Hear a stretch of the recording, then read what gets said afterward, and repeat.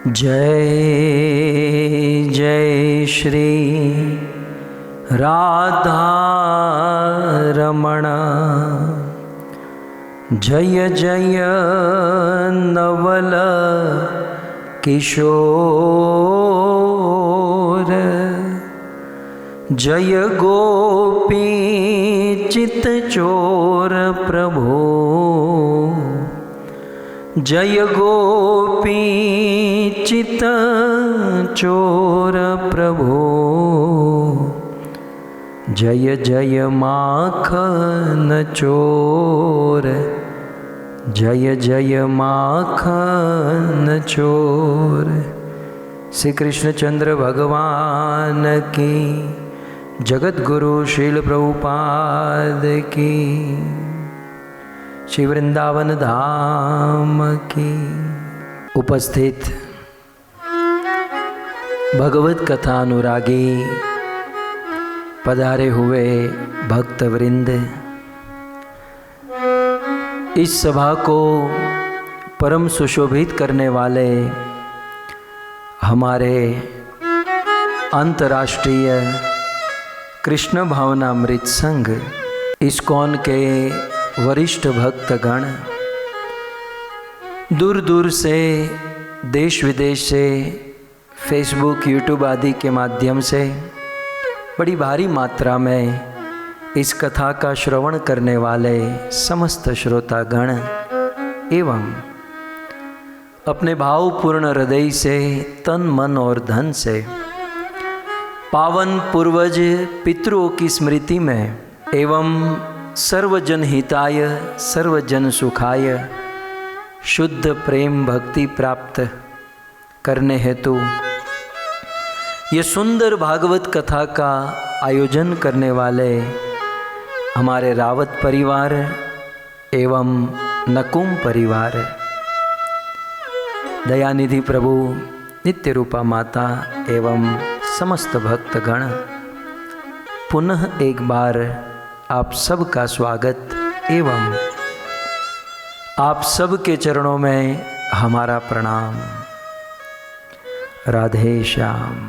श्रीमद् भागवत मधुवन में माधव सफल प्रार्थना।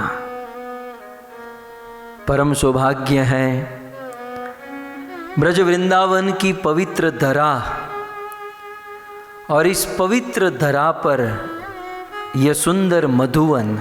वैसे ब्रज वृंदावन ये ब्रज 84 कोश में फैला हुआ है, और इस 84 कोश में अनेकों वन है। मुख्य 12 वन है, यमुना के पूर्वी तट और पश्चिमी तट, एक और 7 एक और 5, और उनमें से एक है मधुवन।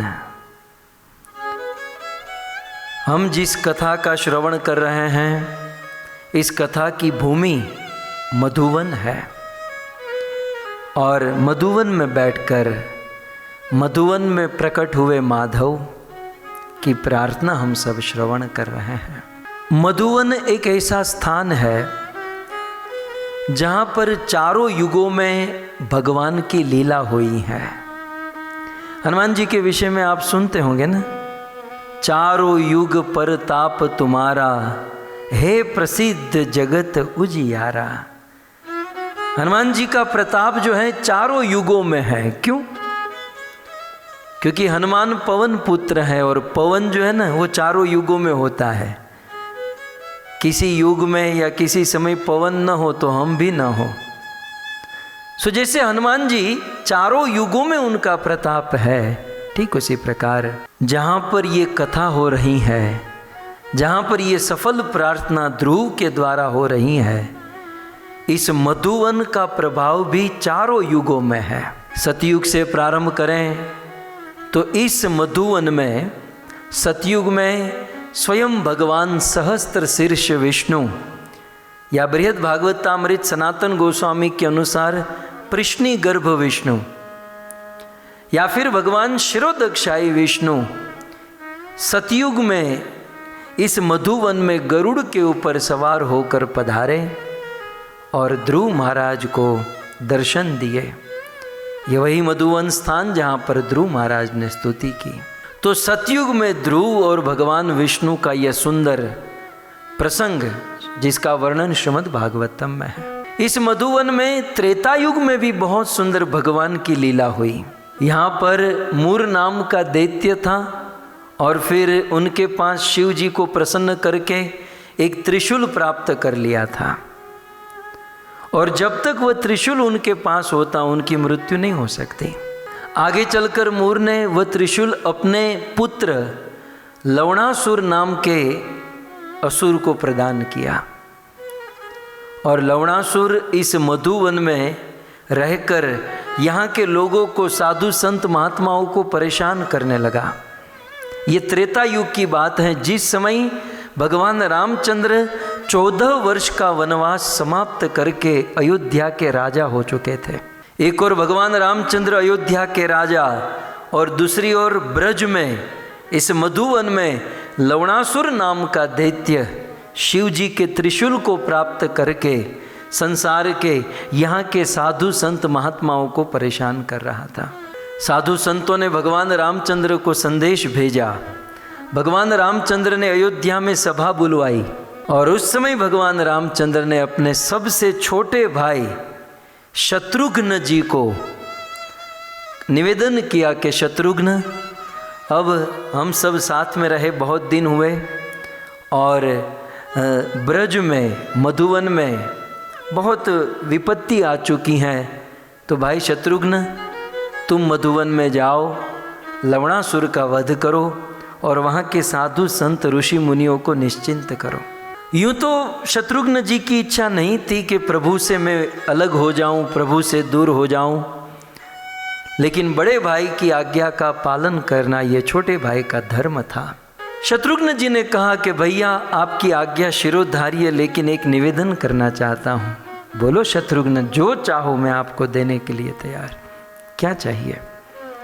बोले भैया आपके पास जो वराह देव का विग्रह है, आदि वराह, और प्रभु आप वराह देव की उपासना करते हैं, जो विग्रह आपके पास है वो विग्रह आप मुझे दे दीजिए, उसी में मैं आपका दर्शन करूँगा। यदि वह विग्रह आपका सेवित विग्रह मेरे पास होगा तो मुझे आपकी कमी महसूस नहीं होगी। सो भगवान रामचंद्र ने वराह देव का विग्रह प्रदान किया, और शत्रुघ्न जी महाराज उसे लेकर अपने सैन्य को लेकर ब्रज में आए, मधुवन में आए। यहाँ आकर मूर असुर को देखा, उनके प्रभाव को समझा।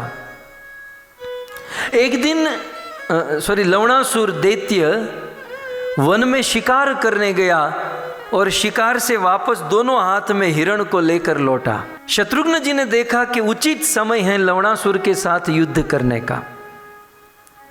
शत्रुघ्न जी ने मार्ग में, रास्ते में ही उस लवणासुर को ललकारा, हिम्मत है तो युद्ध करो, यदि शक्ति है पराक्रम है तो युद्ध करो, यदि वीर हो तो युद्ध करो। लवणासुर के हृदय में वीर भावना उत्पन्न की, क्रोध हुआ, और लवणासुर और शत्रुघ्न जी का घमासान युद्ध हुआ। अब युद्ध करते करते लवणासुर अपना वह त्रिशूल जो शिव जी ने दिया था उनके पिता को, वो उन्होंने अपनी गुफा में छोड़ कर आए थे। तो वो जैसे तैसे गुफा की ओर जा रहे थे, लेकिन शत्रुघ्न जी ने गुफा की ओर जाने नहीं दिया। जब तक वह गुफा की ओर पहुँचे तब तक शत्रुघ्न महाराज ने लवणासुर का वध कर दिया और सारे साधु संतों को निश्चिंत कर दिया।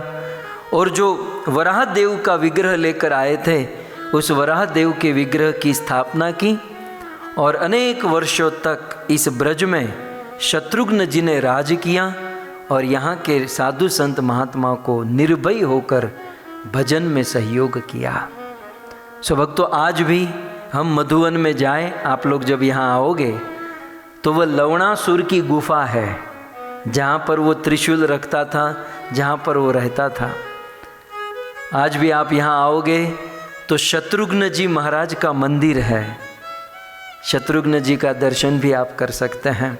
और यहीं पर मधुवन से निकट मथुरा में भगवान आदि वराह का मंदिर है, जो अयोध्या से लेकर शत्रुघ्न जी आए थे और जिनकी स्थापना उन्होंने यहाँ पर की थी। तो चारों युग पर ताप मधुवन का, सतयुग में भगवान विष्णु और ध्रुव की कथा, त्रेता युग में शत्रुघ्न जी लाल की कथा, और द्वापर युग में तो आप सब जानते ही हैं, द्वापर युग में स्वयं भगवान श्री कृष्ण इस धरती पर प्रकट हुए और प्रकट होकर उन्होंने बहुत सुंदर लीला की।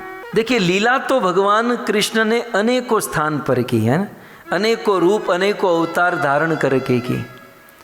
लेकिन यदि आपको कोई पूछे कि भगवान की सर्वोत्तम लीला किस अवतार में हुई, तो चैतन्य चरितामृत में बहुत सुंदर बात कही गई। आप श्लोकों के साथ कथा सुनिए, आपको आनंद आएगा। कृष्णेर यते लीला, कृष्णेर यते खेला, सर्वोत्तम नर लीला, नरवपुताहार स्वरूप, नरवपुताहार स्वरूप। मुझे ये शब्द बहुत पसंद है, कृष्णेर यतेक खेला। ये कृष्ण जो है ना, सबसे बड़ा खिलाड़ी है। ये क्या करता है? ये खेल खेलता है। तो कृष्णेर यतेक खेला, दुनिया का सबसे बड़ा खिलाड़ी यदि कोई है तो वह कृष्ण है। कृष्ण ने बहुत खेल खेले, माने भगवान श्री कृष्ण ने बहुत लीलाएं की। कभी राम बन के, कभी श्याम बन के चले आना, प्रभु जी चले आना। तो कभी राम बन के, कभी श्याम, कभी नरसिंह, कभी वामन, कभी वराह, कभी ऋषभ, तो कभी कपिल, कभी सनकादिक, तो कभी नारद, अनेकों अनेकों रूप अवतार लेकर भगवान ने लीला की। लेकिन उन समस्त लीलाओं में सबसे उत्तम लीला कौन सी है? सर्वोत्तम नर लीला। कृष्णेर यतेक खेला, सर्वोत्तम नर लीला, नर वपु ताहार स्वरूप। सभी अवतारों में सबसे उत्तम, सबसे श्रेष्ठ लीला यदि कृष्ण ने की तो वह द्वापर युग में स्वयं जब इस धरती पर प्रकट हुए, सर्वोत्तम लीला। ऐसी लीला कृष्ण ने इस भौम वृंदावन में की जो गोलोक में भी पॉसिबल नहीं है। भक्तों, हमारा बहुत बड़ा सौभाग्य है कि हम ब्रज वृंदावन से निकट हैं। हम ब्रज वृंदावन जा सकते हैं, आ सकते हैं, क्योंकि गोलोक में भगवान श्री कृष्ण की अनेकों ऐसी लीला है जो पॉसिबल नहीं है, जो संभव नहीं है। और इसीलिए गोलोक में कुछ लीला पॉसिबल नहीं है, इसीलिए कृष्ण इस धरती पर आते हैं। सो मैं मधुवन की बात कर रहा था। सतयुग में भी मधुवन की महिमा, त्रेता में शत्रुघ्न जी आए महिमा, द्वापर युग में तो स्वयं भगवान कृष्ण यहाँ पर आए हैं। स्वयं भगवान श्री कृष्ण ने मधु नाम के दैत्य का वध किया, इसलिए इस स्थान का नाम मधुवन हो गया। या फिर यह स्थान बड़ा मधुर है। भगवान श्री कृष्ण अनेकों गोप ग्वाल बछड़े गाय आदि को लेकर इसी मधुवन में आते थे। और यहाँ मधुवन में जब गोप ग्वाल सखाओं को, गैया को प्यास लगी, तब भगवान श्री कृष्ण ने अपनी बांसुरी से एक खड्डा किया और बहुत सुंदर तालाब, एक कुंड बन गया, जिसे कृष्ण कुंड कहते हैं। आज भी यह कृष्ण कुंड मधुवन में है। और इस कृष्ण कुंड में सारी गैया पानी पीती हैं, बछड़े पानी पीते हैं। तो गैया और बछड़े अपना, आप तो जानते हैं ना, सीधा मुंह पानी में डालते हैं और पानी पीते हैं। उनको देखकर भगवान कृष्ण भी गाय और बछड़ों की तरह अपना मुंह पानी में डालकर पानी पीते थे। कृष्ण गाय और बछड़ों की एक्टिंग करते थे, वो भी अपना मुंह पानी में डालकर। भक्तों, ये कृष्ण कुंड और कुछ नहीं, भगवान कृष्ण के अधर का अमृत है। साक्षात भगवान श्री कृष्ण के मुख का अमृत यहाँ पर मधुवन में विराजमान है। सो बहुत सुंदर इस मधुवन में कृष्ण गाय चराते हैं, छोटी छोटी गैया, छोटे छोटे ग्वाल, छोटो सो मेरो मदन गोपाल। इस मधुवन में गोरे दाऊ जी का मंदिर भी बहुत सुंदर दर्शनीय। ब्रज में 3 जगह पर गोरे दाऊ जी है। जब भगवान द्वारिका चले गए, अप्रकट रूप से तो यहीं पर रहे, लेकिन प्रकट रूप से जब कृष्ण द्वारिका गए और कृष्ण को बड़ा विरह हो रहा था, तब बलराम जी आए थे ब्रज में गोपियों को, ब्रजवासियों को मनाने के लिए। और उस समय बलराम जी ने ब्रजवासियों के कृष्ण के प्रेम को देखकर, कृष्ण के प्रेम में ब्रजवासी बिलख रहे थे। ब्रजवासियों ने खाना पीना छोड़ दिया था। यहाँ के ब्रजवासियों ने, यहाँ तक लता पता गाय बछड़ों ने भी घास खाना छोड़ दिया था। ये कृष्ण प्रेम, ब्रज प्रेम को देखकर जो गोरे दाऊ जी थे, वो गोरे रंग के दाऊ जी काले रंग के हो गए। सॉरी, काले दाऊ जी का मंदिर है। वैसे दाऊ जी गौर वर्ण के हैं, लेकिन यहाँ मधुवन में काले रंग के दाऊ जी, कृष्ण प्रेम में कृष्ण का रंग दाऊ जी महाराज को प्राप्त हो गया। दाऊ जी महाराज ने धारण कर लिया। सो द्वापर युग में भी इस मधुवन में बहुत सुंदर लीला हुई। सतयुग में हुई, त्रेता में, द्वापर में, और इस कलयुग में भी। चारों युग परताप तुम्हारा। इस कलयुग में स्वयं राधा कृष्ण मिलित स्वरूप श्री चैतन्य महाप्रभु सर्वप्रथम प्रवेश मथुरा में किए, मधुवन में आए, और मधुवन में आते ही भाव विभोर होकर अष्ट सात्विक विकार आने लगे, उदंड नृत्य करने लगे। कई समय तक महाप्रभु को मूर्छा आ गई और यहाँ पर उन्होंने वास किया मधुवन में। तो इस कलयुग में भी श्री चैतन्य महाप्रभु की बहुत सुंदर लीला इस मधुवन में हुई है। तो इस प्रकार चारों युगों में ये मधुवन की महिमा है। और ऐसे मधुवन में उपस्थित होकर हम सब इस कथा का श्रवण कर रहे हैं। ध्रुव महाराज सफल प्रार्थना, सफल स्तुति कर रहे हैं। लेकिन हम भक्तों के लिए, खास करके जिसे ब्रज रस चाहिए, जिसे ब्रजवास चाहिए, जिसे भगवान श्री कृष्ण की शुद्ध भक्ति चाहिए, सो हम भक्तों के लिए हमारी माँ कौन है। तो गत सत्र में श्रीमद् भागवत से मैं उस रास लीला के प्रसंग को लेकर कह रहा था। श्रीमद् भागवत जी में सुखदेव गोस्वामी कहते हैं, ये गोपियों के वचन है, अन्याराधितो नूनम भगवान हरि ईश्वर यन्नो विहाय गोविंद प्रीतो यामन यद्रह। श्रीमती राधा रानी के द्वारा भगवान श्री कृष्ण को प्रसन्न कर लिया गया। भगवान श्री कृष्ण श्रीमती राधा रानी के वश में हो गए।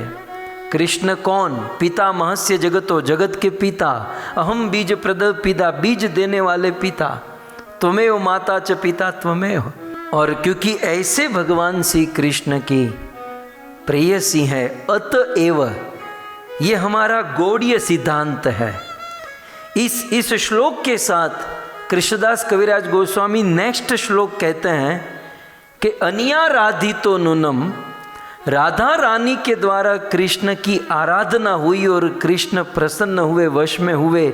अतएव, सीधा आप इसके बाद वाला श्लोक देखिए, इसलिए, देयरफॉर, इसलिए, ये बड़ा महत्वपूर्ण श्लोक है। अतएव सर्व पूज्या पूज्या परम देवता सर्वपालिका सर्व जगतेर माता जगतेर माता।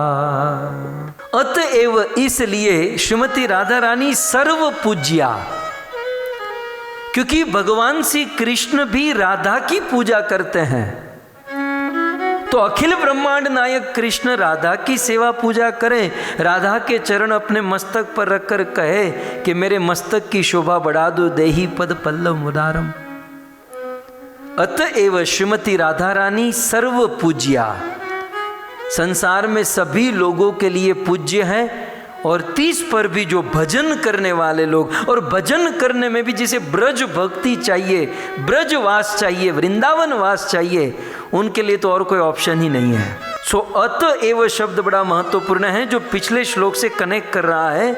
अतएव इसलिए श्रीमती राधा रानी सर्व पूज्या है और परम देवता, और श्रीमती राधा रानी परम देवता। कई बार कुछ लोग कहते हैं ना कि हमारे कुल देवता फलाने हैं, हम सबके कुल देवी या कुल देवता है, और होने भी चाहिए, और उनको रिस्पेक्ट करना, उनके पास जाना, उनको प्रणाम करना, सब कुछ होना चाहिए।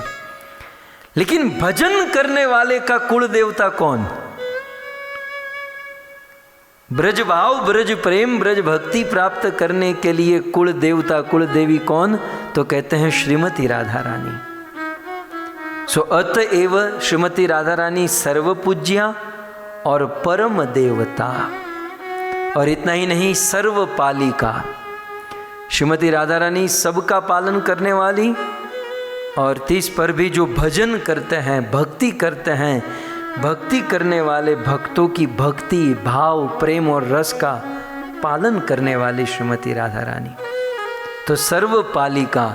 और अंत में मुझे जो आपसे कहना है कि सर्व जगतेर माता। श्रीमती राधा रानी कौन है? सर्व जगतेर माता। मैं यहाँ पर कुछ भक्त को अलर्ट करना चाहता हूँ, डांटना नहीं चाहता, टोकना नहीं चाहता, जस्ट इन्फॉर्मेशन।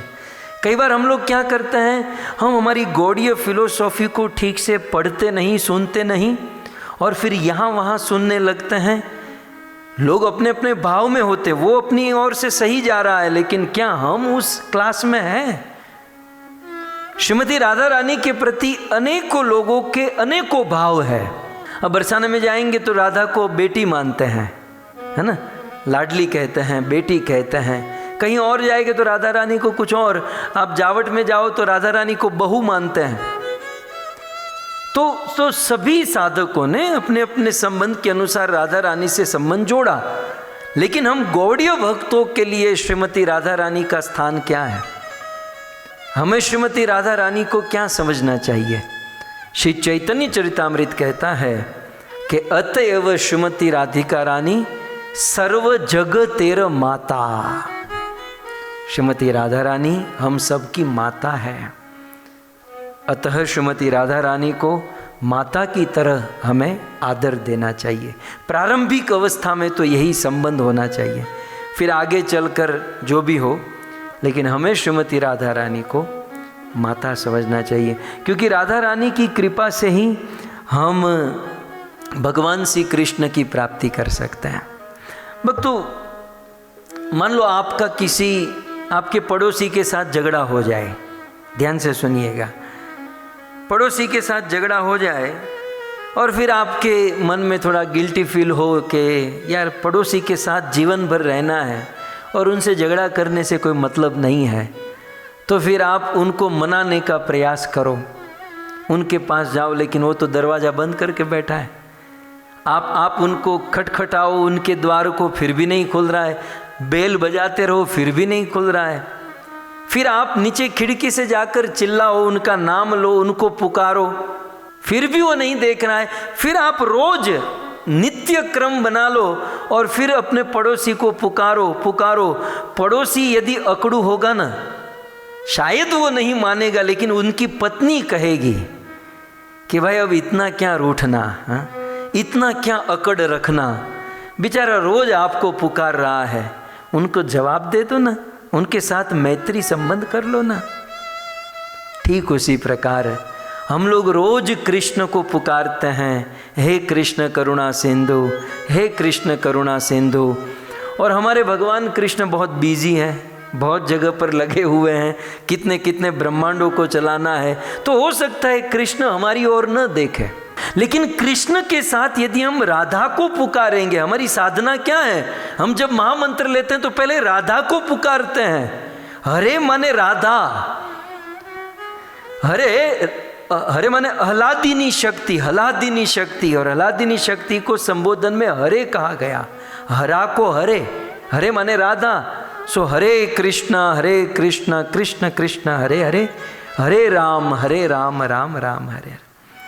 शायद कृष्ण हमारी बात न सुने, लेकिन राधा के साथ कृष्ण को पुकारेंगे ना, तो जैसे वो पड़ोस की वो पत्नी नहीं कहती, क्योंकि पुरुष का हृदय कठोर हो सकता है, माँ का हृदय तो कठोर नहीं हो सकता ना। तो राधा रानी भगवान कृष्ण से कहेगी कि इतना भी क्या रूठना, इतना भी क्या अकड़ रखना, इतना भी क्या बिजी रहना, ये आपका दास, ये आपका भक्त रोज आपको पुकार रहा है, ये रोज 16 माला कर रहा है, 4 रेगुलेटरी प्रिंसिपल पालन कर रहा है, और 1.5 साल से जूम प्लेटफॉर्म पर लाल गोविंद दास को सुन रहा है, अब तो कृपा कर दीजिए।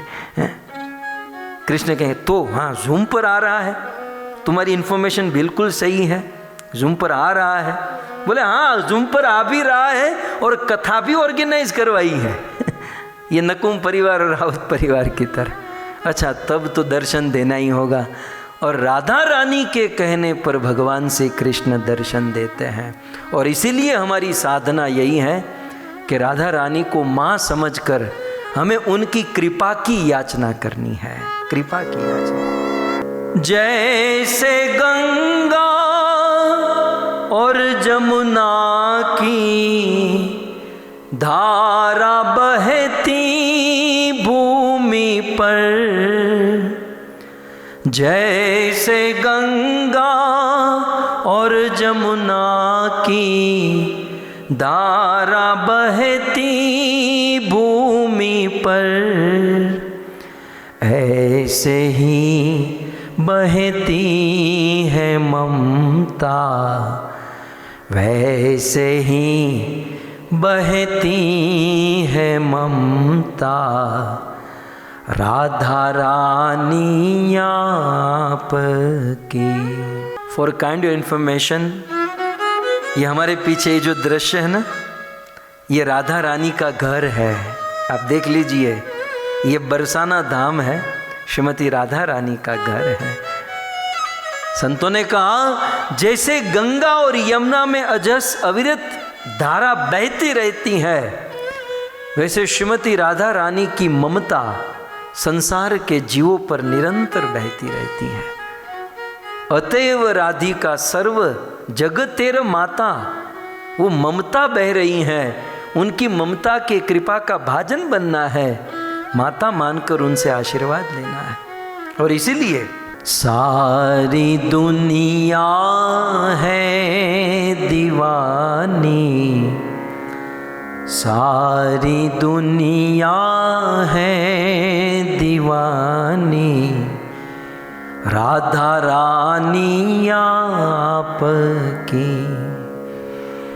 कौन है जिस पर नहीं है, कौन है जिस पर नहीं है मेहरबानी आपकी, सारी दुनिया है दीवानी, राधा रानी आपकी। उम्र भर गाती रहूं मैं महिमा श्यामा आपकी। गाइए, उम्र भर गाती रहूं मैं महिमा श्यामा आपकी, अपने चरणों में ही रखना, अपने चरणों में ही रखना, मेहरबानी आपकी।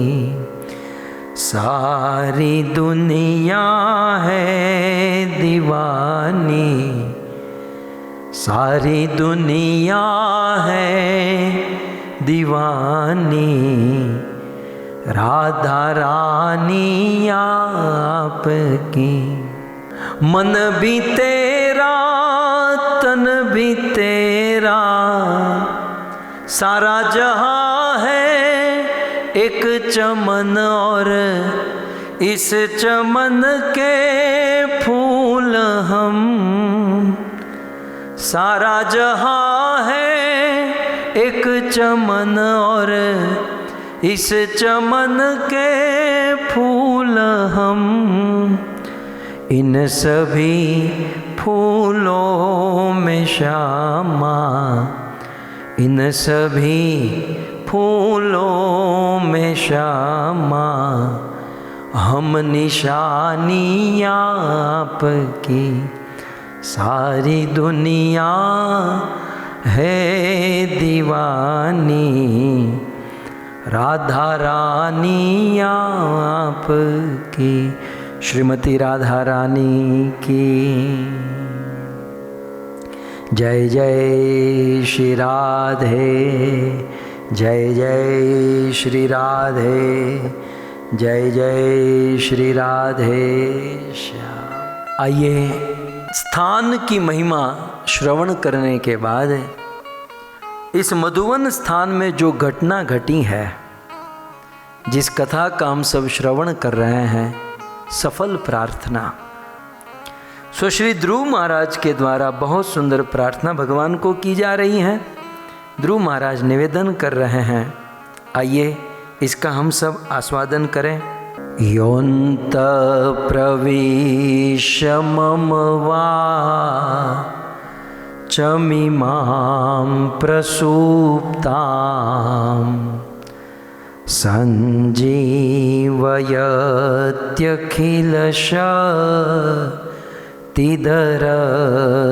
संजीवयत्यखिलशक्तिधरस्वदाम्ना अन्यांश्च हस्तचरण श्रवणत्वगादीन् प्राणान्नमो भगवते पुरुषाय तुभ्यम्। श्री ध्रुव महाराज भगवान को स्तुति कर रहे हैं, प्रार्थना कर रहे हैं। बहुत सुंदर प्रार्थना है। इस प्रार्थना के 3 अर्थ यदि हम करें तो भक्तों, इस प्रार्थना का प्रथम अर्थ ये होगा, योऽन्तः प्रविश्य, हे प्रभु, हे भगवंत, यो माने आप, अंतः प्रविश्य, प्रभु आप हमारे अंदर प्रवेश होकर, मम वाच इमाम प्रसुप्ताम संजीवयति, प्रभु आप हमारे अंदर प्रविष्ट होकर हमारी वाणी को आपने जीवित कर दिया। कोई लोग कह सकते हैं कि भाई भगवान आपके अंदर प्रवेश हो गए तो आपका आकार बदल जाना चाहिए, हैं? आपकी वाणी चल नहीं रही थी, भगवान प्रविष्ट हुए तो आपका आकार, क्योंकि भगवान ही अंदर आ गए तो आकार बदलना चाहिए। भक्तों, कोई टीवी बिगड़ गया हो और उस टीवी में कोई सर्किट डालकर उसे रिपेयर करें और टीवी शुरू हो जाएगा तो उसका आकार नहीं बदलेगा। ठीक उसी प्रकार ध्रुव महाराज कहते हैं, प्रभु आप हमारे अंदर प्रविष्ट हुए हैं, हमारा आकार नहीं बदला, परंतु हमारे अंदर प्रविष्ट होकर आपने हमारी वाणी को जीवित कर दिया। कहते हैं, योऽन्तः प्रविष्ट मम वाच, मेरी वाणी, मेरी वाचा कैसी थी? प्रसुप्ताम, सुप्त का अर्थ होता है सोना और प्रसुप्त का अर्थ वंशीधर जी कहते हैं मृतम इव।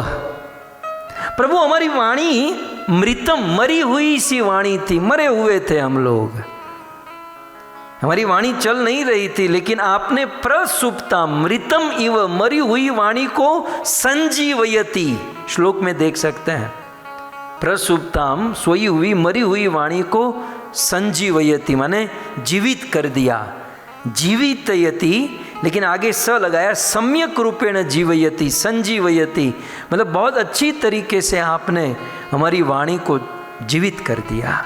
और आपने हमारी वाणी को जीवित किया, मान लो भगवान कहे कि मैं आपकी वाणी को कैसे जीवित कर सकता हूं, तब ध्रुव महाराज कहते हैं, क्यों नहीं प्रभु, क्योंकि अखिल शक्ति धर। देखिए श्लोक बिल्कुल चलता जाएगा कथा के साथ साथ, क्योंकि प्रभु आप अखिल शक्तिधर, सभी शक्तियों के स्रोत हो, आप सभी प्रकार की शक्ति को धारण करने वाले हो। भक्तों एक बात याद रखिए, हमारे भगवान में अनेकों शक्तियां हैं, अनेक असंख्य शक्ति, और उन असंख्य शक्ति में भगवान ने हमारे अंदर शक्तियां भरी है। कुछ कर्म शक्ति, भगवान ने कुछ ज्ञान शक्ति। कर्म शक्ति माने जैसे हमारा हाथ चल रहा है, ये हाथ चलाने की, हाथ हमारा है, लेकिन इस हाथ को चलाने की शक्ति कौन दे रहा है? इसे कर्म शक्ति कहते हैं। हमारा पाँव चल रहा है, हमारी वाणी चल रही है, ये सब कर्म शक्ति हैं जो भगवान देते हैं। तो कोई अलग दूसरी शक्ति है ज्ञान शक्ति। शब्द, स्पर्श, रूप, रस और गंध। शब्द को पहचानने के लिए, स्पर्श करने के लिए, रूप रस को देखने के लिए ये जो ज्ञान लगता है, तो ये ज्ञान शक्ति भी देने वाले भगवान हैं। सो प्रभु, आप हमारे अंतःकरण में प्रविष्ट होकर आपने अपनी शक्ति से, इसलिए ध्रुव महाराज पहली लाइन में अंतिम शब्द कहते हैं स्वधामना। प्रभु, हम जैसे जीवों को जीवित करने के लिए जो शक्ति आपने भरी है, वो शक्ति आपको कहीं बाहर से नहीं लानी पड़ी। वो शक्ति स्वधामना, आपकी स्वयं वो शक्ति है। स्वयं वो स्वधामना, स्वयं आपकी ही वो शक्ति है जो स्वधाम, आपके धाम से माने वो आपके ही शरीर से प्रकट होती है। माने सभी प्रकार के शक्ति के स्रोत, जनरेटर प्रभु आप है। और ऐसे शक्तियों के स्रोत प्रभु आप, यो अंतः प्रविश्य, हमारे अंदर प्रविष्ट होकर स्वधामना अपनी शक्ति से हमारी वाणी को जीवित कर दिया। प्रभु, आपने केवल हमारी वाणी को ही जीवित नहीं किया, दूसरी लाइन में कहते हैं अन्यश्च, वाणी के साथ साथ अन्य वस्तुओं को भी आपने जीवित किया। भक्तों, ये केवल ध्रुव की बात नहीं हो रही, ये तात्विक अर्थ हम सब के लिए है। हमारी वाणी में बोलने की शक्ति किसने भरी? ये हमारी आंखें हैं, लेकिन इतनी छोटी सी आंखों में इतनी बड़ी दुनिया को देखने की शक्ति कौन दे रहा है? हमारे कान के खड्डे हैं, लेकिन कान में सुनने की शक्ति कौन भर रहा है? वो शक्ति भगवान है। भक्तों, हम लोग भोजन कर लेते हैं और भोजन करने के बाद चैन से सो जाते हैं, वो भोजन को पचा कौन रहा है? भगवद गीता में कृष्ण कहते हैं अहम वैश्वानरो भूतवा, हमारे पेट के भोजन को अग्नि पका रही है। और वो अग्नि कौन? वैश्वानर। वो अग्नि स्वयं भगवान कृष्ण है, वो शक्ति दे रहे हैं, तब वो भोजन पच रहा है। कृष्ण थोड़ी सी शक्ति कम कर देना तो वो पचेगा नहीं, इनडाइजेस्ट हो जाएगा और फिर गड़बड़ हो जाएगी। सारी शक्ति भगवान देते हैं। ध्रुव महाराज का ये तात्विक प्रार्थना है भक्तों। तो हे प्रभु, आप हमारे अंदर प्रविष्ट होकर आप अपनी ज्ञान शक्ति, कर्म शक्ति, स्वयं अपनी शक्ति से, किसी से उधार लेनी नहीं पड़ती आपको, अपनी शक्ति से हमारी वाणी को जीवित किए। और दूसरी लाइन में अन्यश्च, और अन्य और भी कुछ जीवित किए। क्या? बोले हस्त, आपने हमारे हाथों को चलाया। भक्तों, तत्व के अनुसार हमारे हाथ चलाने वाले भगवान है। ज़्यादा अभिमान नहीं करना चाहिए। कई बार कुछ लोग कहते हैं ना, भगवान कौन है, भगवान कहाँ है? ये हमारे हाथ चलाने वाले ध्रुव महाराज आज स्वीकार कर रहे हैं। और ये ध्रुव के शब्द नहीं, ये ध्रुव को पांचजन्य शंख स्पर्श हुआ, चारों वेदों का ज्ञान हृदय में प्रकट हुआ, चारों वेदों का सार ध्रुव के मुख से निकल रहा है। ये वेदों की ऋचा है भक्तों, ये वेदों का सार आपके सामने रख रहे हैं कि हमारे जीवन में, हमारे शरीर को चलाने की शक्ति कौन दे रहा है? बोलने की शक्ति भगवान दे रहे हैं। हस्त, हाथ को चलाने की शक्ति भगवान दे रहे हैं। फिर आगे दूसरी लाइन में कहते हैं चरण, हम ये जो चल रहे हैं, ये चलने की शक्ति भगवान देते हैं। वो श्लोक भी है ना, मुकम करोति वांचालम पंगुम लंग यते गिरी यत कृपा तमहम वंदे।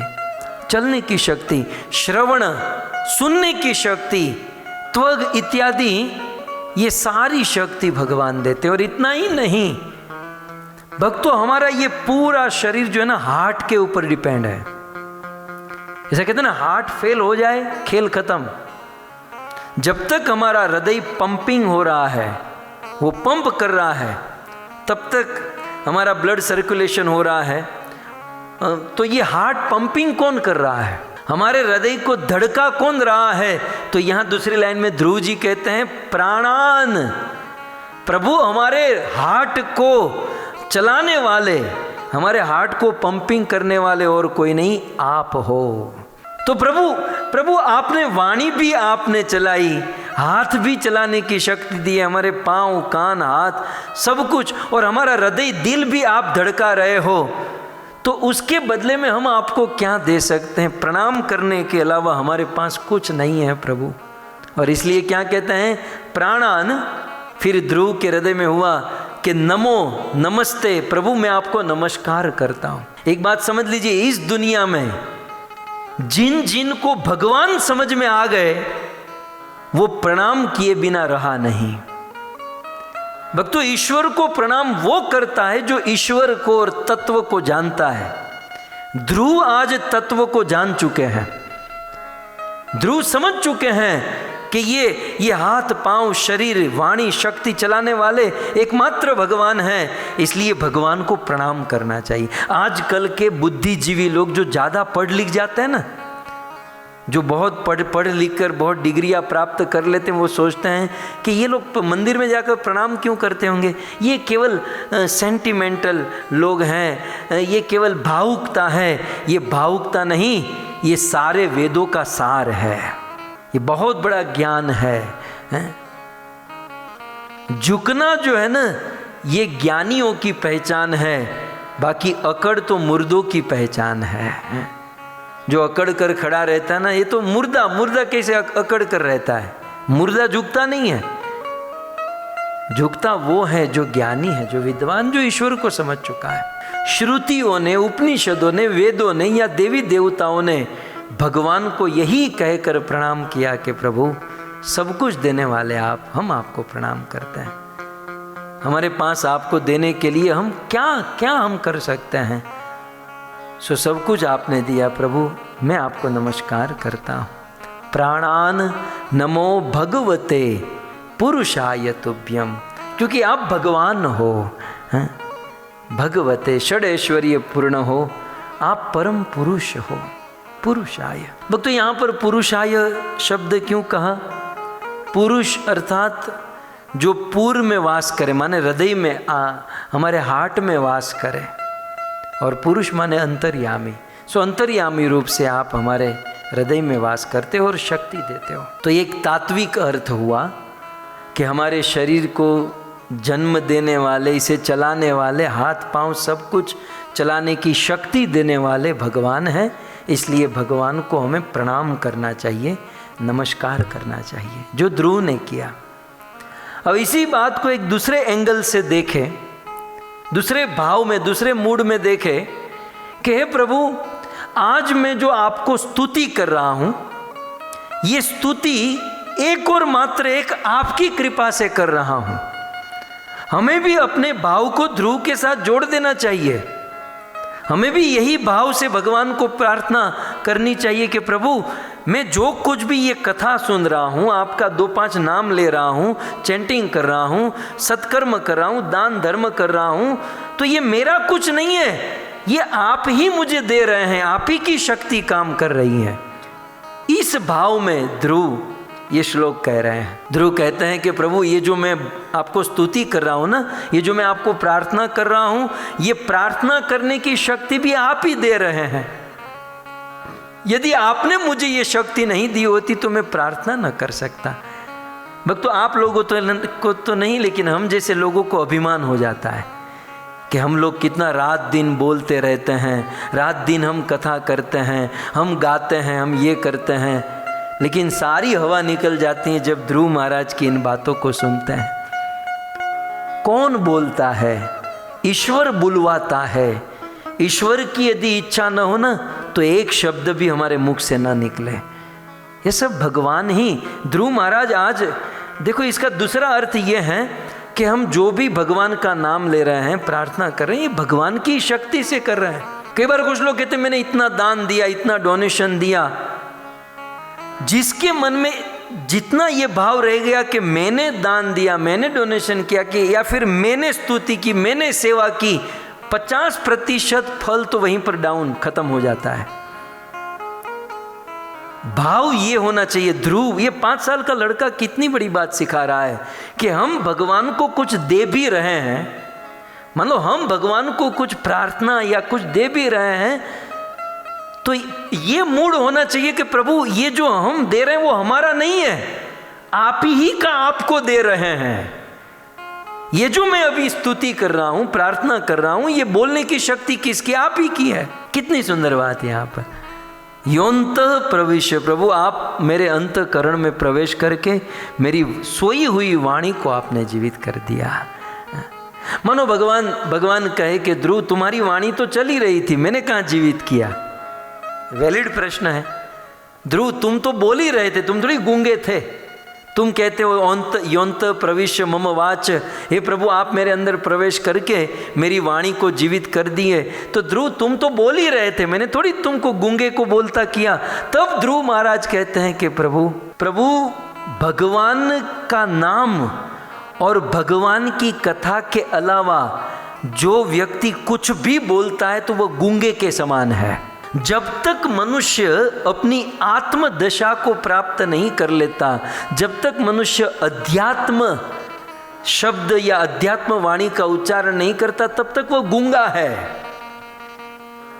वास्तविक वाणी वह है, सवाक यया तस्य गुणान गृणीते। आदमी वास्तव में बोला हुआ तब माना जाएगा जब वो राम और कृष्ण के विषय में बोलेगा।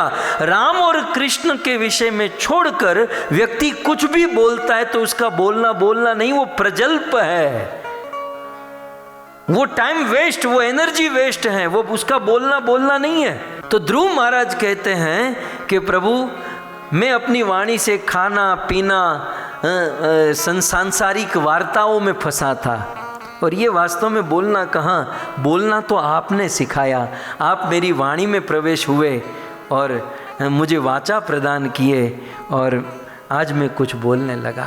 रामायण में शिव जी कहते हैं अपनी पत्नी पार्वती से कि देवी पार्वती, जिनकी जिह्वा से हरि का नाम नहीं आता, उनकी जिह्वा नहीं, वो मेंढक की जिह्वा के समान है।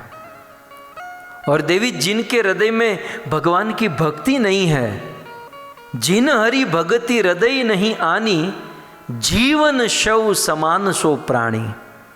देवी उसका जीवन शव के समान है। शव माने लाश।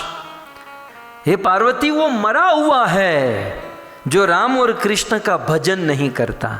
तो वक्त तो दूसरे शब्दों में भले हम खा रहे हैं, पी रहे हैं, चल रहे हैं, लेकिन हम वास्तव में मरे हुए हैं यदि राम और कृष्ण का भजन नहीं करते। क्योंकि मनुष्य जीवन स्पेशली भजन करने के लिए मिला है।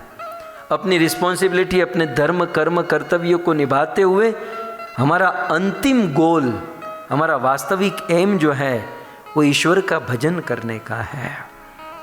और मनुष्य जीवन प्राप्त करके वो भजन नहीं करता तो वो मरे हुए के समान है। तो इस अर्थ में ध्रुव कहते हैं कि मेरी वाणी गलत जगह पर थी। यहाँ पर कहते हैं योंत प्रविश्य मम वाचम इमाम प्रसुप्ताम, प्रभु मैं सोया हुआ था। मानो भगवान कहे ध्रुव तू सोया हुआ कहाँ था, तू तो यहाँ पर जगी तो रहा था। सुप्ताम माने सोया हुआ ना, और प्रसुप्ताम माने गहरी निद्रा में सोया हुआ। तो ध्रुव कहते मैं तो गहरी निद्रा में सोया हुआ था, आपने मुझे जगा दिया। तो मानो भगवान तर्क करे ध्रुव तू तो जगा हुआ था, तू कहाँ सोया हुआ था। तब ध्रुव महाराज कहते हैं कि प्रभु जो व्यक्ति केवल भोगों में फंसा रहता है, रात दिन आहार निद्रा भय मैथुन बस इसी में पड़ा रहता है, तो वह जगते हुए भी सोने के समान है। क्योंकि सोने वाला आदमी क्या करता है, केवल टाइम वेस्ट करता है। तो आहार निद्रा भय मैथुन सांसारिक वार्ता सांसारिक कार्यों में व्यक्ति टाइम वेस्ट ही तो कर रहा है। उससे तो अच्छा है कि वो सो जाए। सो जाएगा तो एटलीस्ट पाप तो नहीं करेगा, एटलीस्ट दुनिया की चर्चा, दुनिया की निंदा ईर्ष्या तो नहीं करेगा। वो जो जगा हुआ है वो आदमी बस दुनिया भर की चर्चा लेकर बैठा है। सो भजन नहीं करना ये सोने के समान है। और ऐसे भजन नहीं करने वाले जीव जो जगते हुए भी सोए हुए थे, उनको जगाने के लिए श्री चैतन्य महाप्रभु आए और महाप्रभु ने ऐलान किया, जीव जागो जीव जागो, गौरा चांद बोले, कत निद्रा जाओ रे माया, पिशाचीर कोले। जीव जागो जीव जागो। भक्तों, वेदों ने भी कहा ना, उत्तिष्ठ उत्तिष्ठ, उठो उठो, जागो, सो मत। माने इसका अर्थ क्या है? भौतिकता से निकलकर अध्यात्मता में आओ, क्योंकि जब तक अध्यात्मता में नहीं आओगे तब तक सोए हुए माने जाओगे। और ठाकुर भक्तिविनोद ने तो यहां तक कह दिया कि जब तक हम सोते हैं तो पिशाची की गोद में मस्तक रखकर सोते हैं। माने पिशाची माने चुड़ैल, जितनी देर तक सोते हैं वो चुड़ैल की गोद में मस्तक, केवल समय बर्बादी, तमोगुण। इसलिए प्रभु, हम आपको प्रणाम करते हैं, आपने मुझे जगा दिया, संजीवयति, और अखिल शक्ति धर स्वधामना। हे प्रभु, आपने अपने तेज से, अपने प्रभाव से, अपने पराक्रम से, अपनी शक्ति से मेरे अंदर भक्ति प्रदान कर दी। भगवान की अनेकों शक्तियां हैं, उनमें से एक है अपरा शक्ति। अपरा माने अध्यात्म शक्ति। तो भगवान जब हमें अध्यात्म शक्ति देते हैं, जब वो कृपा करते हैं, उस कृपा के लिए हमें साधना करनी होगी, मेहनत करनी होगी, और उस अपरा शक्ति के द्वारा जीव भगवान के भजन में प्रवृत्त होता है। और फिर अन्यांश हस्त चरण श्रवणत्वागादीन, फिर जीव अपनी प्रत्येक इंद्रियों से भगवान की सेवा करने लगता है। इसी का नाम है भक्ति। ये हाथ पांव, ये इंद्रिया, ये शरीर भगवान ने दिया है, और भगवान के द्वारा दिए गए शरीर से भगवान की सेवा करना। ऋषिकेण ऋषिकेशम सेवनम भक्तिरुच्यते। ईश्वर ने जो इंद्रियां दी हैं, इन इंद्रियों के द्वारा ईश्वर की सेवा करना, उनसे प्रेम करना, इसी का नाम है भक्ति। तो ध्रुव महाराज कहते हैं कि आपकी शक्ति से प्रभु, आपके प्रभाव से मैं आज अपने इंद्रियों के द्वारा, हाथ पांव आदि के द्वारा आपकी सेवा और आपकी स्तुति कर रहा हूँ। और प्राणान नमो भगवते पुरुषाय तुभ्यम। और प्रभु प्राणान, आपने मुझे प्राण दिया। वेद का एक वाक्य है, आप नीचे देख सकते हैं, शास्त्र में लिखा है, जंतो वै कश्चित हेतो मृत्यु अत्यंत विस्मृति। मृत्यु की डेफिनेशन क्या है? मृत्यु किसे कहता है? आदमी मर जाए और फिर कुछ बोले नहीं, उसे मृत्यु कहते हैं। आपको कोई पूछे मृत्यु की डेफिनेशन बताओ, तो क्या कहेंगे? हमारे वेदों में मृत्यु की डेफिनेशन बताई, नोट कर लीजिएगा। मृत्यु की डेफिनेशन क्या है? जंतो वे कश्चित हेतो मृत्यु अत्यंत विस्मृति। कश्चित, किसी भी समय जीवात्मा को विस्मृति हो जाती है। ईश्वर की विस्मृति, भगवान की विस्मृति, ये मृत्यु के बराबर है। That's all. जितने समय तक भगवान को भूल जाते हैं, जितने समय तक भगवान को भूले रहते हैं, उसे मृत्यु कहा जाता है। हम मरे हुए हैं। मृत्यु अत्यंत विस्मृति, ईश्वर को भूल जाना, यही है मृत्यु। अब बताइए, क्या हम लोग भी मरे हुए नहीं हैं? कितने मरे हुए हैं हम अपने आप सोच सकते हैं। सो प्रभु, हम तो मरे हुए थे, हमारे मन में स्मरण में आप थे ही नहीं, लेकिन आपने हमें जीवित किया और हम आपकी स्तुति, हम आपकी सेवा उपासना में लगे। इस प्रकार से पहला अर्थ ये कि आप हमारे अंदर प्रविष्ट होकर हमारे शरीर में ऊर्जा दिए। दूसरा अर्थ ये कि आपकी कृपा से हम आपकी सेवा, साधना, भक्ति कर रहे हैं। और तीसरा अर्थ जिसका वर्णन मैंने कल परसों किया था, इस श्लोक से हम भगवान से प्रार्थना कर सकते हैं। आपने सुना है, फिर भी एक शॉर्ट में कह दूँ, हे प्रभु यो अंतः प्रविश्य, प्रभु आप हमारे अंदर प्रविष्ट हो जाइए और मम वाच मिमाम प्रसुप्ताम, मेरी सोई हुई वाणी को संजीवयति, क्योंकि कोविड में गला बंद हो जाता है, तो सबसे पहले मेरे गले को आप खोल दीजिए। क्यों भगवान क्यों खोलेंगे? क्योंकि अखिल शक्ति धर, क्योंकि भगवान सभी शक्तियों के स्रोत हैं, स्वधामना जनरेटर है। और प्रभु केवल गला ही मत खोलिए, अन्यांश हस्त, मेरे हाथ को भी एक्टिवेट कीजिए, चरण, कान। और प्रभु ऑक्सीजन कम पड़ रहा है तो प्राण, मुझे ऑक्सीजन मिल जाए। नमो भगवते पुरुषाय तुभ्यं, हम आपको बारंबार प्रणाम करते हैं। सो ध्रुव महाराज ने यह निवेदन किया कि हे प्रभु आप ही योन्तः प्रविश्य, हमारे अंदर प्रविष्ट होकर हमारी वाणी को, हमारी प्रत्येक इंद्रियों को आप चला रहे हैं। तब मानो भगवान ने ध्रुव को कहा कि ध्रुव तुम्हारी वाणी को, तुम्हारी इंद्रियों को, हाथ पांव को मैं कहाँ चला रहा हूँ? तुम्हारे शरीर को या तुम्हारी इंद्रियों को इंद्रियों के अधिष्ठाता देवता चलाते हैं। आप सब जानते हैं कि हमारी प्रत्येक इंद्रियों पर देवता बैठे हैं। आपने बड़े फेमस सुना होगा, हमारी आंखों पर निमि महाराज बैठे हैं और इसीलिए इसको निमेश कहते हैं। सो प्रत्येक देवता इंद्रियों पर बैठे हैं, इंद्रियों को चलाते हैं। तो भगवान ने कहा ध्रुव वो तो देवता चलाते हैं, मैं कहाँ चलाता हूँ? तब इसका उत्तर देते हुए ध्रुव महाराज अपनी प्रार्थना में आगे कहते हैं, एकस्मेव भगवन् इदमात्मशक्त्या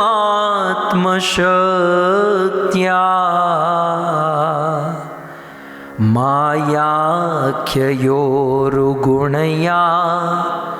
महदाद्यशेषम्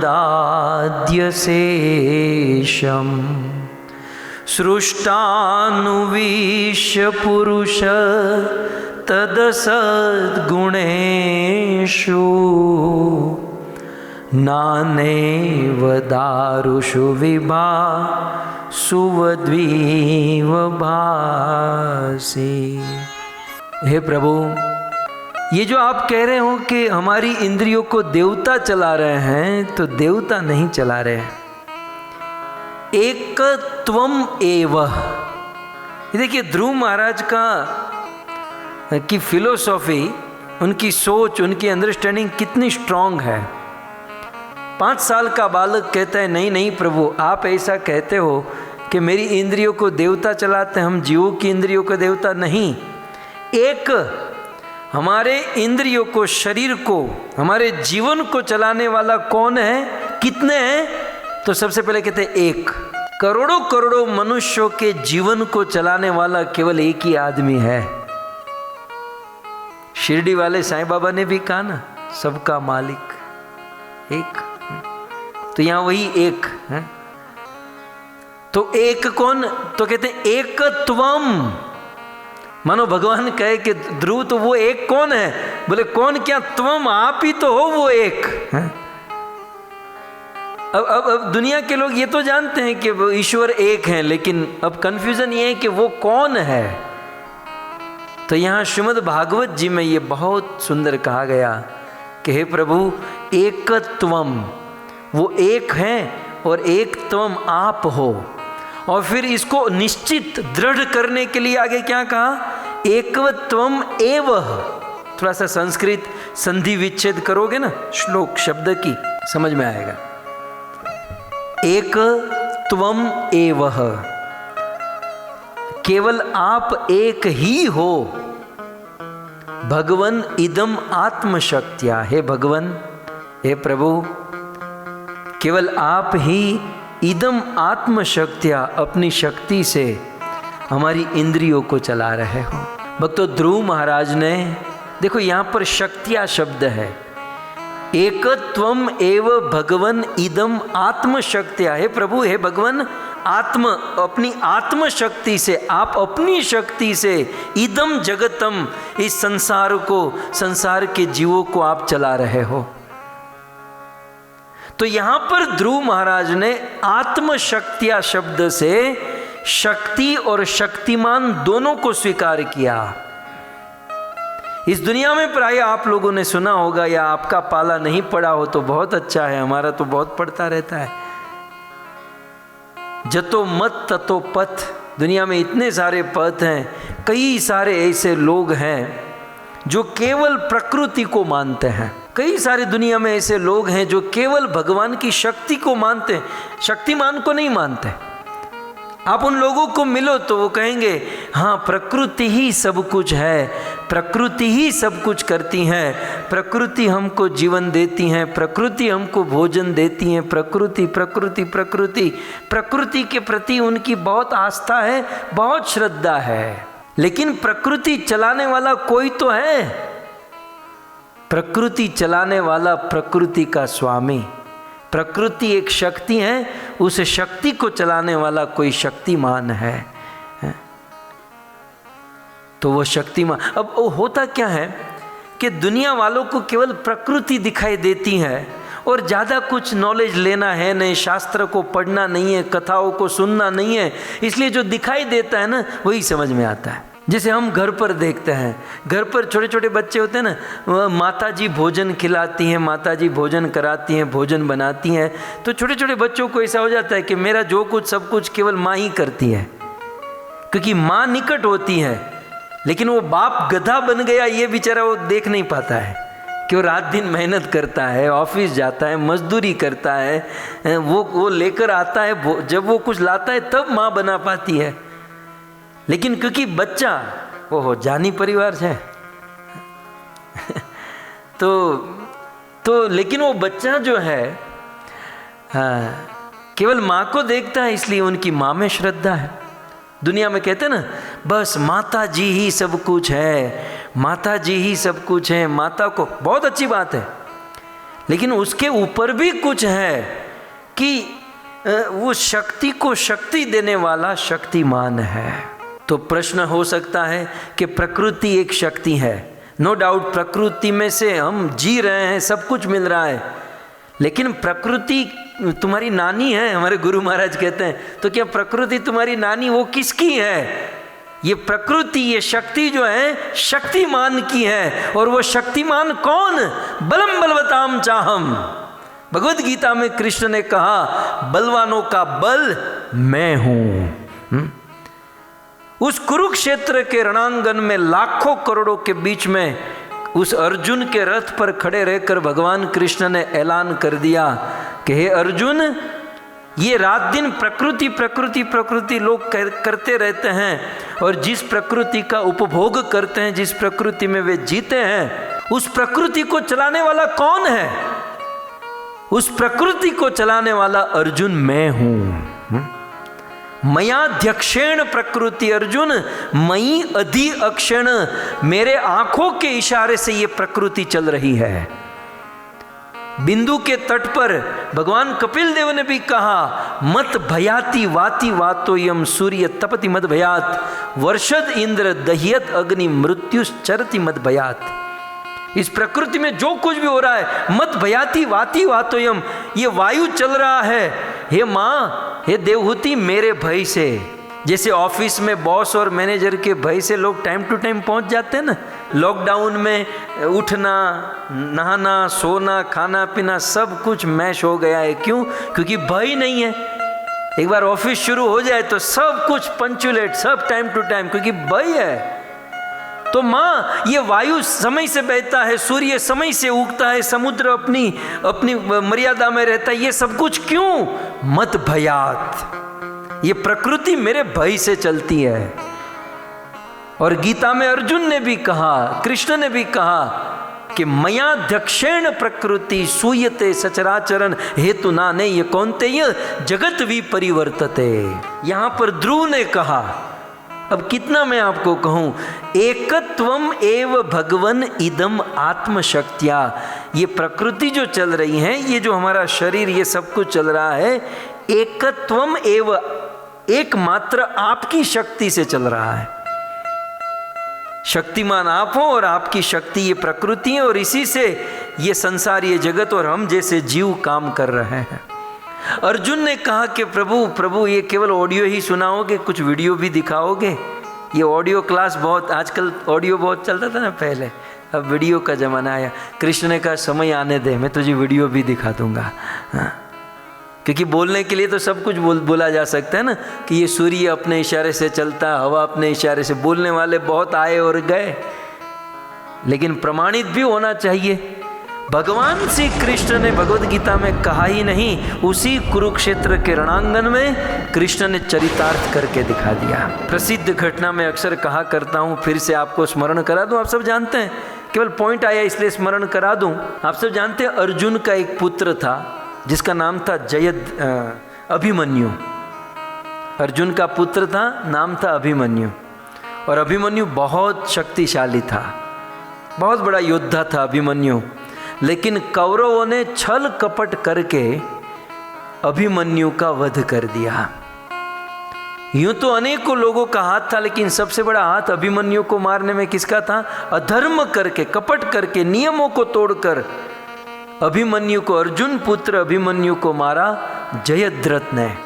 और अभिमन्यु की मृत्यु हुई, अर्जुन को पता चला और अर्जुन बड़े क्रोधित हुए, आक्रोश में आ गए। और अर्जुन क्षत्रिय का खून प्रतिज्ञा ले लिए कि मेरे पुत्र को जिस किसी ने अधर्म करके मारा है, कल संध्या तक उस जयद्रथ को मैं मौत के घाट उतार दूंगा। और मैं यदि नहीं मार पाया तो मैं अर्जुन स्वयं आत्महत्या करके मर जाऊंगा। अब रात को जयद्रथ को पता चल गई कि अर्जुन ने प्रतिज्ञा ली है और कल मुझे मार देंगे। और अर्जुन पर तो कॉन्फिडेंस था कि ये प्रतिज्ञा लेता है तो करके ही रहता है। जयद्रथ ने रात भर सोचा क्या करूं, कल मेरी मौत का सामना है। अंत में जयद्रथ लीव लेकर चला गया। हम लोग कभी कभी ले लेते ना, जब बहुत होमवर्क मिलता है ना स्कूल में, तो दूसरे दिन छुट्टी मार देते हैं।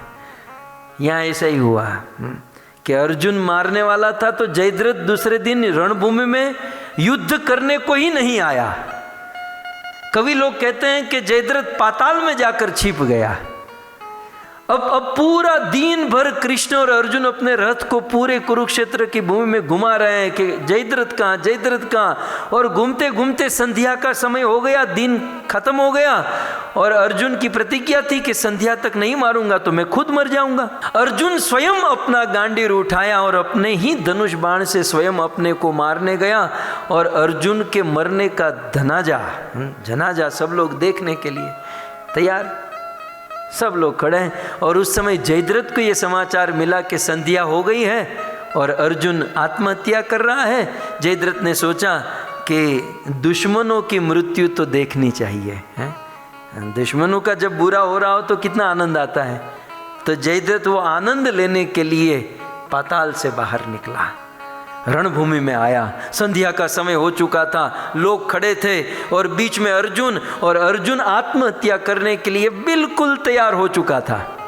और जयद्रथ अर्जुन के सामने आया, ठठाकर हंसने लगा, ये अर्जुन मुझे मारने चला था, मर गए मारने वाले, हो गई संध्या, अब मरो करो आत्महत्या। जयद्रथ बड़ी बड़ी हाँकने लगा, बहुत चिल्लाने लगा। और उसी समय एक घटना घटी, एक आश्चर्यमय घटना यह घटी कि जो संध्या का समय हुआ था, जो अंधकार छा गया था, अचानक बादल हट गए, सूर्य आकाश पर, अचानक संध्या के समय में प्रकाश हो गया। किसी को समझ में नहीं आया। अर्जुन कृष्ण के सामने देख रहा है। कृष्ण कहते अर्जुन देख क्या रहा है? तूने नहीं कहा था कि ऑडियो ही सुनाओगे, वीडियो नहीं दिखाओगे? ये वीडियो है। तूने कहा था, मैंने कहा था कि मया दक्षिण प्रकृति, ये सूर्य चंद्र तारे सब मेरे इशारे से काम करते हैं। अर्जुन, मैंने सूर्य को इशारा किया था थोड़ी देर के लिए छिप जा। अर्जुन, संध्या नहीं हुई, सूर्य छिप गया था। घड़ी उठाकर देखो, दोपहर के 2 बजे हैं और दुश्मन तुम्हारे सामने है। उठाओ गांडीर और मार दो जयद्रथ को। अर्जुन ने गांडीर उठाया, जयद्रथ का वध किया। कहने का अर्थ यह है कि ये सूर्य छिप गया कृष्ण के इशारे से। सूर्य चंद्र तारे, ये पूरी प्रकृति भगवान के इशारे से काम करती है। प्रकृति को मानो, इसमें कोई दोष नहीं है। लेकिन कहने वाले लोग कहते हैं बस प्रकृति, जैसे जैसे वो टॉय होता है ना, वैसे ही कोई छोड़ देता है और ऐसे ही घूमते रहता है, बोले बस ऐसे ही प्रकृति घूम रही है। कम से कम इतना तो विचार करो कि वो जो खिलौना घूमता है तो घुमाने वाला कोई, टेम्पर चढ़ाने वाला कोई तो है। वो कौन? वो है शक्तिमान। और शक्तिमान आज ध्रुव के सामने खड़ा है? वो शक्तिमान आज ध्रुव के सामने खड़ा है। इसलिए ध्रुव तो दोनों हाथ जोड़कर कहते हैं एक त्वम एव, प्रभु वो शक्तिमान एक हैं। और वो कौन? त्वम, वो आप हो। एव निश्चित ही भगवन इदम आत्मशक्तिया। तो इस प्रकार ध्रुव महाराज ने शक्ति और शक्तिमान दोनों को स्वीकार किया। ठीक है। और एक पॉइंट मैं यहाँ पर कह दूं, कुछ लोग है ना शक्ति को मानते हैं, शक्तिमान को नहीं मानते। माता जी, कई बार माता जी का गरबा सब लोग लेते हैं, लेकिन माता जी में कोई रस नहीं होता, बस केवल गरबा लेकर घर पर आ गए। मैं भारत वालों की बात कर रहा हूँ। और जो माता जी को सीरियसली मानते हैं तो उनकी अंडरस्टैंडिंग भी क्लियर होनी चाहिए। कहते हैं माँ ही सब कुछ है, माँ ही जन्म देती है, माँ ही भोजन देती है, लेकिन माँ जब तक पुरुष का सहारा ना हो तब तक वो जन्म नहीं दे सकती। दो चीज हुई ना, शक्ति और शक्तिमान। क्योंकि हम लोग शक्ति के निकट हैं, प्रकृति शक्ति है, तो प्रकृति हमसे निकट है, इसलिए हम लोग को प्रकृति दिखाई देती है, शक्ति दिखाई देती है। लेकिन शक्तिमान निकट नहीं है, इसलिए हमको शक्तिमान पर विश्वास नहीं है। तो प्रश्न यह है कि शक्ति उत्तम है कि शक्तिमान उत्तम है? तो इतिहास खोलकर देख लीजिए कि ऐसे बहुत सारे दृष्टांत हैं, ऐसे बहुत सारे केस है जिसमें पुरुष ने स्त्री के बिना कोई स्त्री के संतान उत्पन्न किए हैं। जैसे भगवान विष्णु ने किसी भी स्त्री का सहारा लिए बिना ब्रह्मा को प्रकट किया। ब्रह्मा ने किसी भी स्त्री का सहारा लिए बिना नारद, भृगु, अंगिरा 10-10 ऋषि मुनियों को प्रकट किया। कृपाचार्य ने बिना किसी स्त्री का सहारा लिए बिना कृपि को प्रकट किया। ऐसे सैकड़ों दृष्टांत पाओगे कि पुरुष स्त्री का सहारा लिए बिना संतान उत्पन्न किए। लेकिन एक दृष्टांत बता दीजिए किसी स्त्री ने पुरुष का सहारा लिए बिना कोई संतान उत्पन्न किया हो। आपको एक दृष्टांत नहीं मिलेगा। इससे इतना साबित होता है कि पुरुष की प्रायोरिटी है। पुरुष जो है शक्ति और शक्तिमान में शक्तिमान का स्थान ऊपर है और उसके बाद शक्ति का, क्योंकि शक्तिमान ही नहीं होगा तो शक्ति कहाँ से आएगी। तो करुणा इस बात की है, दुख इस बात का है कि दुनिया के लोग शक्ति को मानते हैं, शक्तिमान को नहीं मानते। और भक्तों, बुद्धिमान व्यक्ति जो है ना, वो शक्तिमान को मानेंगे तो शक्ति की पूजा अपने आप हो जाएगी। कुछ लोग कहते हैं ना, आप केवल कृष्ण की भक्ति, कृष्ण की पूजा क्यों करते हैं? क्योंकि हम बुद्धिमान हैं, क्योंकि हम शक्तिमान की भक्ति करते हैं तो शक्ति अपने आप पूजित हो जाती है। शक्तिमान की सेवा पूजा करेंगे तो शक्ति अपने आप। तो इसलिए ध्रुव महाराज यहाँ पर भक्तों है 5 साल का बालक, लेकिन वेद उनके हृदय में प्रकट हुआ है। इसलिए बहुत बड़ी फिलोसॉफिकल ये प्रार्थना और भावपूर्ण प्रार्थना। तो ध्रुव महाराज कहते हैं कि एक त्वम एव भगवन इदम आत्मशक्त्या। और फिर मायाख्योर गुणया महदाद्य शेषम। हे प्रभु, आप की अनेक शक्तियाँ हैं, भगवान की अनेक शक्ति हैं। उन अनेक शक्तियों में किस शक्ति के द्वारा हम सब जीवों को शक्ति देते हैं और ये प्रकृति को? तो उन अनेक शक्तियों में से मायाख्याकम, माया नाम की जो शक्ति है, भगवान की अंतरंगा शक्ति, बहिरंगा शक्ति, संवित शक्ति, संधिनी शक्ति, हलादिनी शक्ति, तटस्थ शक्ति, बहुत सारी शक्ति है।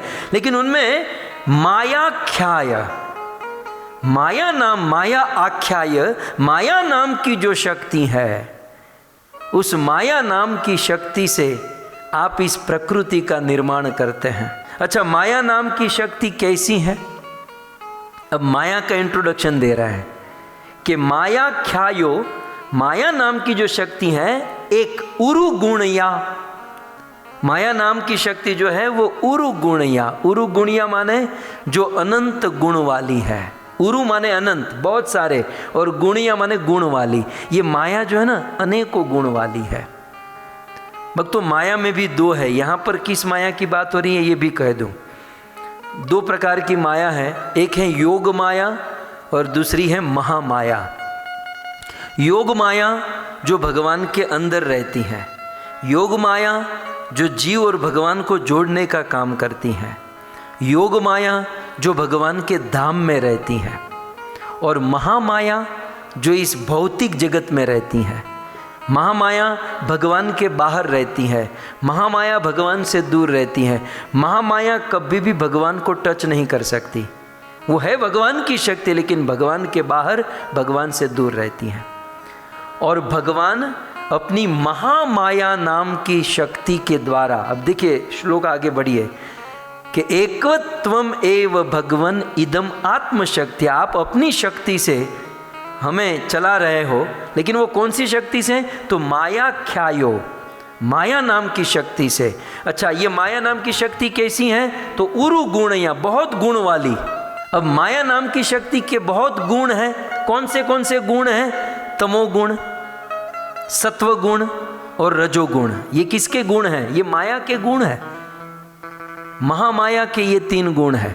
लेकिन ये तो 3 ही हुए ना, हम तो इंट्रोड्यूस केवल 3 गुणों से हैं, सत्व रजस और तमस। लेकिन यहाँ पर लिखा है उरु गुणिया। उरु गुणिया माने माया के अनंत गुण है। तो वो अनंत गुण कौन से? तो मूल तो सत्व रजस तमस, लेकिन सत्व रजस तमस के मिश्रण से बहुत सारे गुण बनते हैं। जैसे सत्वगुण, रजोगुण और तमोगुण, तो सत्व और तमो को थोड़ा सा ज्वाइंट कर दीजिए तो सत्व तमस हो गया। तमोगुण और रजोगुण को थोड़ा सा जोड़ दीजिए तो और एक गुण हो गया। सत्व और तमो को जोड़ दीजिए, ऐसे तीनों गुणों का थोड़ा थोड़ा मिश्रण करके परसेंटेज वाइज और जैसे तैसे मिश्रण करके उनके अनंत गुण हो जाते हैं। इस दुनिया में कितने जीव रहते हैं?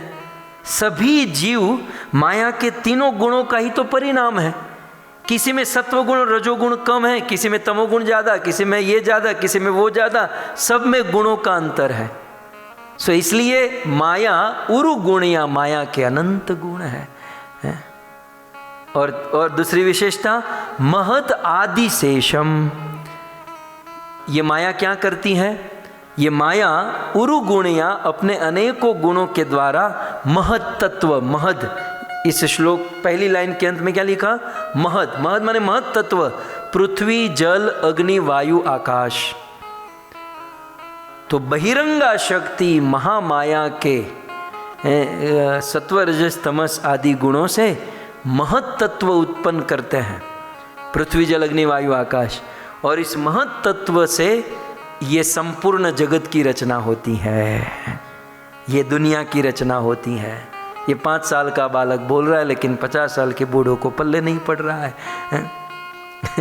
लेकिन ये भागवत है भक्तों, ये तत्व है। केवल वार्ता रे वार्ता, बाबू ढोर चारता नहीं करना चाहिए, थोड़ा ये तात्विक ज्ञान भी होना चाहिए। इससे क्या होता है? दुनिया के लोग हमें ठग नहीं पाएंगे। एटलीस्ट ये नॉलेज जो है ना, अज्ञान को दूर करने के लिए ये नॉलेज की बहुत आवश्यकता है।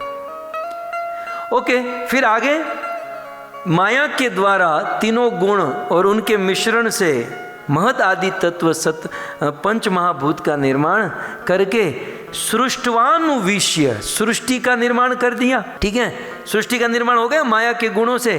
तो सृष्टि का निर्माण करने के बाद अनुविष्य, हे प्रभु सृष्टि का निर्माण तो करा दिया माया से, फिर उसमें आप अनुविष्य, उसमें आप प्रवेश कर जाते हो। क्योंकि बिना भगवान के प्रवेश के ये सृष्टि एक्टिवेट नहीं होती है। ध्यान से सुन लीजिएगा, भगवान की शक्ति ही माया है। सत्व रजस तमस और पंच महाभूत से ये संसार बना है। ये शरीर भी पंच महाभूत से बना है ना, ये पृथ्वी, जल, अग्नि, वायु, आकाश का ही तो परिणाम है। लेकिन जब तक इस शरीर में या जब तक ये माया जनित जगत में सृष्टवा अनुविष्य, भगवान अनुविष्य माने प्रविष्ट न हो, जगत नहीं चलेगा। तो ध्रुव महाराज क्या कहते हैं? आपने सृष्टि तो रचा दी, सृष्टि रचाने के बाद भी ये सृष्टि एक्टिवेट नहीं हुई, ये चल नहीं रही थी, तब आप इस सृष्टि के अंदर प्रविष्ट हुए। कैसे प्रविष्ट हुए? तो कहते हैं पुरुष, पुरुष रूप में प्रविष्ट हुए। पुरुष रूप में, माने शिरोदक्षाई विष्णु के रूप में। कथा कुछ इस प्रकार से है, कथा सुनेंगे तो आपको थोड़ा सा समझ में आ जाएगा। भगवान ने ब्रह्मा को प्रकट किया, भगवान विष्णु की नाभि से ब्रह्मा जी प्रकट हुए और फिर ब्रह्मा जी ने तप किया। भगवान ने ब्रह्मा जी को ज्ञान दिया और कहा कि संसार का निर्माण करो। ब्रह्मा जी ने भगवान से ज्ञान लिया और ये पंच महाभूत लिया और उन्होंने डिजाइन की 84 लाख की गाय, बैल, गधा, कुत्ता, ये जितने भी है ना, आप डिस्कवरी चैनल में देखते हैं, सबको ब्रह्मा ने बना दिया। लेकिन फिर ब्रह्मा जी भगवान के पास गए, प्रभु डिजाइन तो हो गई। भगवान ने कहा कितना डिजाइन किया तुमने? बोले मैंने 84 लाख, 84 लाख की डिजाइन मैंने की है। बोले अच्छा काम किया। बोले प्रभु आपने ही तो ज्ञान दिया था, उसी से मैंने डिजाइन की। लेकिन प्रभु डिजाइन हो गई, सब अच्छा दिख रहा है, अच्छा लग रहा है, लेकिन कोई चल नहीं रहा है। तो भगवान ने कहा ठीक है, तो सबके अंदर आत्मा भरो, जो गधे जैसे उसको गधे में डालो, कुत्ते जैसे उसमें कुत्ते को डालो, अपने अपने कर्म के अनुसार सभी को भरो अंदर। तो ब्रह्मा जी ने आत्माओं को अंदर, आत्मा माने हम लोगों को, वो शरीरों में फिट कर दिया। फिर भी ब्रह्मा जी ने देखा यार ये तो न हिल रहा है न डुल रहा है। तब फिर से ब्रह्मा जी भगवान के पास आए, ये भागवत में लिखा है। भगवान के पास है, प्रभु शरीर बन गए, आत्मा भी कर्म के अनुसार फिट हो गई, लेकिन फिर भी चल नहीं रहा है, प्रभु अब आपको आना पड़ेगा। तब भगवान ने, भगवान एक हैं, लेकिन एक भगवान जैसे अनंत थाली हो उसमें पानी भर दो, सूर्य एक है वो 100 थाली में दिखाई देगा, वैसे भगवान एक हैं, लेकिन वह एक भगवान पुरुष रूप में, आप श्लोक में देख सकते, पुरुष रूप में सभी जीवों के अंदर प्रविष्ट हो गए। और जैसे ही भगवान शिरोदक्षाई विष्णु सभी जीवों के हृदय में परमात्मा के रूप में प्रकट हुए, तब जाकर परमात्मा से वह पावर, वह शक्ति आत्मा को मिली और आत्मा से शक्ति ये पूरे शरीर को मिली। शरीर एक्टिवेट हुआ, पेड़ पौधे वृक्ष 84 लाख की स्पीशीज एक्टिवेट हुई, ये प्रकृति एक्टिवेट हो गई। तो ध्रुव महाराज ये कह रहे हैं कि सृष्टि बनाकर, सृष्ट अनुविश्य, सृष्टि बनाकर आप उसमें प्रविष्ट हुए। पुरुष तद असत गुणेशु, आप असत गुणों वाली। अब इसमें भी बहुत सारी व्याख्याएं हैं, लेकिन कितना दिमाग चलाओगे? मुझे दया आ रही है कि ऑलरेडी दिन भर तो आप काम धंधे में दिमाग चलाते हो, बच्चे लोग पढ़ने लिखने में, और यहाँ पर मैं दिमाग चलवा रहा हूँ। असत गुणेशु, इस पर भी व्याख्या हो सकती है कि प्रभु हमारी जो इंद्रियां है ये असत गुण वाली है, तो असत गुण वाली हमारी इंद्रियों में आप प्रकट हुए और उसे सत, मतलब उसे एक्टिवेट किए, मतलब उसको चेतनी भूत किए, उसको चलायमान किए। अच्छा, मान लो पूछा जाए कि भगवान कैसे प्रविष्ट होते हैं, तो ध्रुव महाराज ने एग्जाम्पल दिया। श्लोक का 4था भाग आप देखिए। ध्रुव महाराज एग्जाम्पल देते हैं कि नाना इव, नाना माने बहुत प्रकार के, हम कहते हैं नाना प्रकार, नाना प्रकार माने बहुत सारे टाइप के। तो नाना इव दारुषु, बहुत प्रकार के दारू में, अब यहाँ दारू को भी समझाना पड़ेगा ना क्योंकि प्राय दारू माने वही देसी विदेशी समझेंगे। दारू माने वो पीने वाली नहीं, संस्कृत में दारू का अर्थ होता है लकड़ी। दारू को संस्कृत शब्द है दारू, उसको हिंदी में हमारे भाषा में उसको लकड़ी कहते हैं। तो नाना दारुषु, अनेकों प्रकार की लकड़ी में, मतलब भिन्न भिन्न आकार वाली लकड़ी होती है, कोई पतली लकड़ी, कोई मोटी लकड़ी, कोई हाइट कम, हाइट ज़्यादा, अलग अलग प्रकार की लकड़ी होती है। जैसे अलग अलग प्रकार के काष्ठ में, दारू में, लकड़ी में जैसे अग्नि प्रकट होती है, विभासु द्विभाषी, उसी प्रकार आप सभी जीवों में प्रकट होते हो। तो एग्जाम्पल क्या है कि जैसे लकड़ी में अग्नि प्रकट होती है, उसी प्रकार से आप सभी जीवों में प्रकट होते हो। इसका अर्थ क्या हुआ कि जैसी लकड़ी होती है ना, वैसी अग्नि होती है। छोटी लकड़ी है तो छोटी अग्नि है, बड़ी लकड़ी है तो बड़ी अग्नि है ना। अलग कलर की लकड़ी है तो अलग अलग कलर की अग्नि है। तो अग्नि अलग अलग दिखाई देगी, लकड़ी के अनुसार अग्नि अलग अलग दिखाई देगी। लेकिन प्रश्न हो कि अग्नि दिखने में अलग है, लेकिन तत्व से तो सभी अग्नि ही है। भले छोटी हो या बड़ी हो। ठीक उसी प्रकार इस दुनिया में छोटा लड़का, बड़ा लड़का, काला लड़का, गोरा लड़का, अमेरिकन, यूरोपियन, जो भी है दिखने में अलग अलग है, लेकिन अंदर जो परमात्मा है वो एक ही है। ये थोड़ा सा शास्त्रीय दृष्टांत है, लोकल दृष्टांत समझ में आएगा। आपके घर पे टीवी है, ठीक है, टीवी चल रहा है, अच्छे से चल रहा है ना, टीवी है? फिर आपके घर पे फ्रिज भी है, फ्रिज चल रहा है, उसमें ठंडा कर रहा है, गर्मी इतनी है? फिर आपके घर पे एसी, एयर कंडीशन, एयरकॉन भी है। फिर कभी गर्मी आ गई तो हीटर भी होगा। तो आपके घर पे टीवी है, फ्रिज है, एयरकॉन है, हीटर है, ये सब कुछ है। ये सब की डिजाइन अलग अलग है, सबके रंग अलग अलग हैं, सबका काम भी अलग है ना। हीटर गर्म देता है तो एसी ठंडा दे रहा है। लेकिन प्रश्न किया जाए कि दिखने में सब अलग हैं, रंग सबका अलग है, काम भी अलग अलग है, लेकिन इलेक्ट्रिसिटी तो एक ही होगी। इलेक्ट्रिसिटी तो एक ही टाइप की होगी ना। उसमें यह नहीं कहा जाएगा कि इसमें इलेक्ट्रिसिटी अलग अलग है, नहीं। तो एक ही इलेक्ट्रिसिटी फ्रिज भी चला देती है, हीटर भी चला देती है, एसी भी चला देती है। ठीक उसी प्रकार एकस्त्वम, ध्रुव महाराज क्या कहते हैं? एकत्वम, प्रभु आप एक हो। जैसे एक इलेक्ट्रिसिटी सब कुछ चला देती है, वैसे आप एक हो। दुनिया के छोटे बड़े, लंबे मोटे नाटे सारे लोगों को आप चला देते हो। अब इतने में समझ में आ जाए तो आपका भाग्य, और न समझ में आए तो मेरा दुर्भाग्य। लेकिन मैंने बहुत इजी करके आपको ट्राई किया इसे समझाने का। सार यही है। ध्रुव महाराज कहते हैं कि प्रभु आप ही हो जो अपनी माया से जगत का निर्माण करते हो और फिर उसमें प्रवेश करके आप ही सबको शक्ति देते हो। तो मानो भगवान कहे ध्रुव नहीं मैं कहाँ करता हूँ, ये सब तो ब्रह्मा ने किया। पहले भगवान ने क्या कहा था? देवी देवताओं ने किया।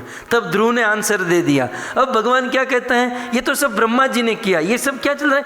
ये दुनिया में लोगों के जो प्रश्न है ना, ये सब हल हो रहा है यहाँ पर।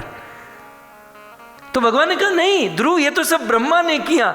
ब्रह्मा, ये ध्रुव ऐसे बोले, मैं ध्रुव की एक्टिंग कर। ब्रह्मा तो आपका चेला है। गंगा यमुना दासी मोर महेश किंकर, ब्रह्मा तो दोनों हाथ जोड़कर आपके चरणों में बैठा रहता है। ब्रह्मा क्या बनाया? अच्छा ध्रुव बेटा ब्रह्मा नहीं बनाया? बोले नहीं। कैसे? तब ध्रुव महाराज अगला श्लोक बोलते हैं। ये अगला श्लोक ध्रुव महाराज अगला अपनी प्रार्थना में कहते हैं, त्वदत्तया वयनुये दमचष्ट विश्वम् सुप्त प्रसोद इव नाथ भवत् प्रपन्न तस्यापवर्ग्य शरणं तव पादमूलम् विस्मर्यते कृतविदा कथमार्तबन्धो विस्मर्यते कृतविदा कथमार्तबन्धो। ध्रुव महाराज कहते हैं, हे प्रभु त्वदत्तया, प्रभु आप कहते हो ब्रह्मा जी ने ये सब किया, क्यों मेरी मजाक कर रहे हो प्रभु? तो प्रभु त्वदत्तया, आपके द्वारा दिया हुआ वयनु इदम चष्ट विश्वम, ये पहली लाइन समझ लीजिए। ये ब्रह्मा जी में ताकत है कि वो सृष्टि कर सके। ब्रह्मा जी में ये सामर्थ्य है कि ये संसार को बना सके। प्रभु आपकी कृपा न होना तो ब्रह्मा एक मच्छर की टांग को भी रिपेयर नहीं कर सकता। त्वदत्तया, अब शब्द समझिए। त्वत माने आपके द्वारा, दत्तया माने दिया गया, आपके द्वारा दिया गया।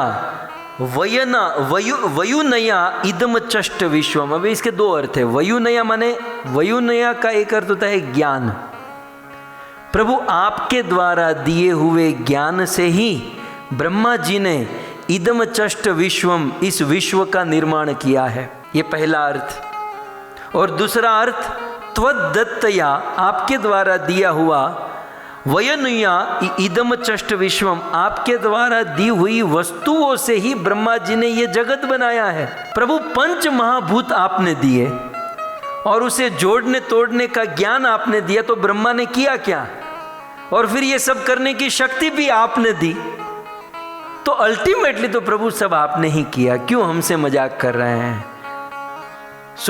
आप कहते हैं कि ब्रह्मा जी ने किया, ब्रह्मा को जन्म आपने दिया, ब्रह्मा को शक्ति आपने दी, उनको ज्ञान आपने दिया, वो बनाने, इस संसार बनाने के लिए पंच महाभूत आपने दिया, तो प्रभु सब तो आखिर आपने ही किया। ब्रह्मा को तो केवल आपने यश दिया, यशो लभस्व, जिसे आप अपने भक्तों को देते हो। प्रभु आपने ब्रह्मा जी को यश दिया, केवल नाम दिया, बाकी करने वाले तो प्रभु आप हो। और ब्रह्मा जी भी कैसे हैं? भवत प्रपन्न, दूसरी पहली लाइन में आगे देखिए, सुप्त प्रसुद्ध इवनाथ भवत प्रपन्न। भवत आपके प्रपन्न शरणागत है, ब्रह्मा जी भवत प्रपन्न आपके शरणागत है।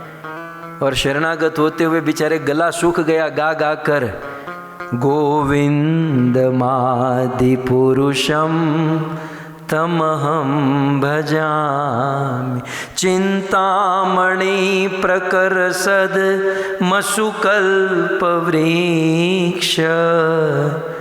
लक्षावृतेषु सुरभिरभिपालयन्तं, लक्ष्मी सहस्रशतसं ब्रह्मसेव्यमानं,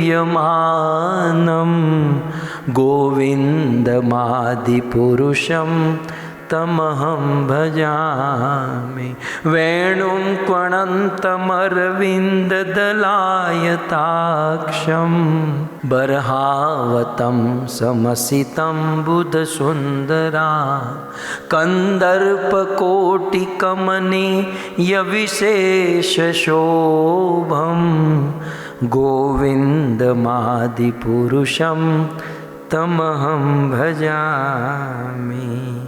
प्रभु ब्रह्मा तो गाते ही रहता है, उसका तो गला सूख गया बेचारे का।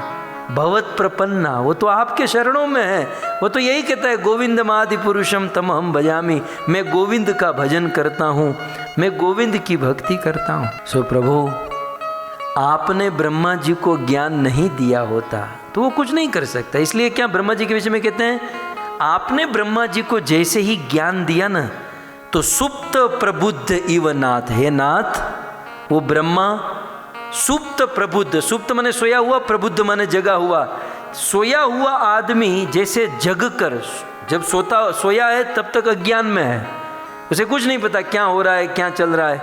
लेकिन सोया हुआ जैसे जग जाए तो दुनिया का ज्ञान होता है, तो सोए हुआ जैसे जग जाता है, वैसे आपने सोए हुए ब्रह्मा को आपने जगाया, आपने ज्ञान दिया। आपकी कृपा से ब्रह्मा जी ज्ञानी बने। हे नाथ, हे नाथ, तस्याप वर्ग्य शरणम तव पाद मूलम, आपके चरण जो अपवर्ग की प्राप्ति करने वाले को शरण प्रदान करते हैं, भगवान के चरणों की बड़ी महिमा यहाँ पर है।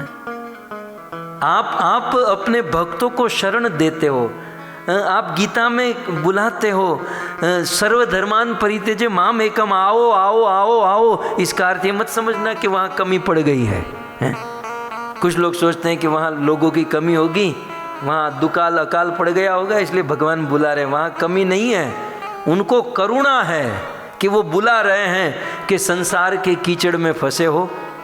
पहले कीचड़ था, अब कोविड है, तो इसमें फंसे हुए हो, आओ मेरे पास, सर्वधर्मान परित्यज्य माम एकम। तो कहते हैं तस्याप वर्ग्य शरणम तव पाद मूलम। हे प्रभु, आपके चरण कैसे हैं? अपवर्ग्य की प्राप्ति करने वाले साधकों के लिए शरण प्रदान करने वाले आपके चरण है। अब तोड़ दे ऐसी बात आई है, मुझे हिला कर रख देती है ध्रुव की ये बात। मैं रात दिन इस बात को पकड़ के रखा हूँ, इवन मेरे जीवन का कुछ सिद्धांत इसी के ऊपर मैं चलता हूँ। ध्रुव कहते हैं कि प्रभु आप दुनिया में सबको शरण देते हो, आप अपने भक्तों को शरण देते हो, पापी को भी शरण। अरे आपको गाली देने वाले का भी जीवन आप चलाते हो, नहीं तो गाली देने वाले का तो ऑक्सीजन पहले ही बंद कर देना चाहिए, लेकिन आप उसको भी ऑक्सीजन देते हो। खाना पीना सब आप सबके ऊपर करुणा कृपा करते हो। लेकिन विस्मर्यते कृतविदा कथम आर्त बंदो, ऐसे भगवान की कृपा को किस प्रकार संसार का जीव ऐसे भगवान की कृपा को भूल सकता है? विस्मर्यते माने विस्मृत कर सकता है। ईश्वर ने इतना इतना कुछ दिया, लेकिन फिर भी संसार का जीव कैसे उसे भूल सकता है, कैसे उसे छोड़ सकता है। ध्रुव महाराज कहते हैं कि कृतविदा, कृतविद माने कृतज्ञ, कृत माने हमारे जीवन में जिस किसी ने हमको हेल्प की है। देखिए हमारे जीवन में अच्छा बुरा समय आते रहता है, लेकिन बुरे समय में हेल्प करने वाले बहुत कम लोग होते हैं। और कदाचित कभी किसी ने हमें हेल्प की है तो खानदानी होगी ना भक्तों, खानदानी आदमी होगा ना, तो जीवन भर तक मदद करने वाले व्यक्ति को कभी नहीं भूलेगा। और जिसका कलेजा ही नहीं है, जिसकी खानदानी नहीं है, उसका तो कितना भी हेल्प करो, मदद करो, वो तुरंत भूल जाएगा। ध्रुव महाराज कहते हैं कृतविदा, कृतज्ञ व्यक्ति, कृतज्ञ माने जीवन में जिस किसी ने मदद की है उसकी वैल्यू समझना, उनको रिस्पेक्ट करना, उनको याद रखना, कृतज्ञ। और दूसरा होता है कृतज्ञ। दो शब्द समझिए, कृतज्ञ, कृतज्ञ। संसार में हमने जिस किसी ने हमें मदद की है उनके उपकार को याद रखना, और उसे कहते हैं कृतज्ञ। और संसार में किसी ने उपकार किया है उसको भूल जाना, उसे कहते हैं कृतज्ञ। ध्रुव महाराज कहते हैं जो कृतज्ञ है, अन्य किसी लोगों ने करुणा कृपा की और उसको भूल जाता है, उसको तो नरक में भी जगह नहीं मिलती, उसके सामने तो यमराज भी नहीं देखते, ये कृतज्ञ आदमी, इसको मेरी नजर से हटाओ। जीवन में भक्तों कभी किसी ने मदद की है ना, उसे कभी मत भूलना, भगवान कभी प्रसन्न नहीं होंगे। तीन चीज मेरे कलेजे से शब्द निकल रहा है, तीन चीज मेरे कृष्ण को पसंद है और तीन चीज कभी पसंद नहीं है, और तीनों क से शुरू होती हैं। कृष्ण को कठोरता पसंद नहीं है, प्राय धन पद संपत्ति ऐश्वर्य मिलने से हृदय कठोर हो जाता है। भगवान को कठोरता पसंद नहीं है, वो खाते भी है तो माखन खाते हैं। अब यहीं से भगवान के स्वभाव को चेक कीजिए, उनको माखन पसंद है क्योंकि कोमल है। भक्ति लता बीज कोमल भूमि में उगती है, सब कुछ कोमल। मैं एक पॉइंट मिस कर दिया आगे, ध्रुव महाराज के हृदय में भगवान प्रकट हुए, राइट, और वहां शब्द आया था हृद पद्म कोश है। ध्रुव महाराज का हृदय कैसा है? पद्म कोश, कमल की पंखड़ी के समान। कमल की पंखड़ी कोमल होती है, वो कोमलता को देखकर भगवान ध्रुव के हृदय में आए। हम और आप कठोर छाती कठोर हृदय रखकर बैठेंगे, ईश्वर आने की बात दूर ही देखेंगे भी नहीं। तो एक ईश्वर को कठोरता पसंद नहीं है, उनको कोमलता पसंद है। ईश्वर को कपट पसंद नहीं है, भगवान को कपट पसंद नहीं है, उनको निष्कपट पसंद है। और तीसरा, भगवान को कृतज्ञता पसंद नहीं है, भगवान को कृतज्ञता पसंद है। ध्रुव महाराज कहते हैं कि इतना इतना कुछ प्रभु आप संसार के जीव को देते हो, लेकिन फिर भी हाय रे जीव का दुर्भाग्य, वो आपको थैंक यू तक नहीं कह सकता, धन्यवाद तक नहीं दे सकता। आपने संसार के जीवों को क्या नहीं दिया, क्या नहीं दिया। हाँ? कई बार हमें विचार नहीं करना चाहिए कि इतना सुंदर शरीर भगवान ने दिया, ये शरीर की कीमत आप आंको। कुछ लोग मान लो आपको कहा जाए कि भाई एक हाथ की ज़रूरत है, 5 लाख रुपया मिलेगा, एक हाथ काट कर दे दो, कोई देगा? बोले 50 लाख दोगे तो भी नहीं देंगे, उंगली भी नहीं देंगे। तो इसका अर्थ ये हो ना कि हाथ 50 लाख का है, 50 लाख 1 करोड़ का हो गया। फिर पाँव, फिर आपका एक एक अंग कितना कीमती है, ऐसा कीमती शरीर भगवान ने दिया। अब यहाँ कुछ लोग कहेंगे नहीं हमारे माता पिता ने दिया। बहुत सारे माता पिता चाहते हैं कि हम बच्चों को जन्म दे, नहीं दे पाते। और कई सारे माता पिता चाहते कि बच्चे न हो तो वहाँ लाइन लग जाती है। ये सब क्या है? ये सब ईश्वर की करुणा, ये सब ईश्वर की इच्छा से हो रहा है। ईश्वर हमें शरीर देते हैं, अरे चलो शरीर ही नहीं, शरीर चलाने के लिए शक्ति देते हैं, हवा पानी प्रकाश देते हैं। ये आज सबको भान हो रही है कि ऑक्सीजन ऑक्सीजन, अब तक कितना ऑक्सीजन ईश्वर ने हम सबको दिया बिल्कुल फ्री में। एक दिन प्रकाश भी बंद होगा। यदि इस प्रकार से गौ हत्या होती रही, जीव हिंसा होती रही, एक दिन ये सूर्य बंद हो गया, हाहाकार मच जाएगा, लोग कैसे जीवित रहेंगे। ये ईश्वर की करुणा है। वो शरीर देते हैं, शरीर चलाने के लिए हवा देते हैं, प्रकाश पानी देते हैं। कुछ लोग को धन का गुमान है कि हमारे पास इतना धन, कितना धन हो, धन का जूस करके पिएंगे। अरे उसमें भी पानी डालना पड़ेगा, उसका भी जूस कैसे होगा, पानी डालोगे तब थोड़ा सा।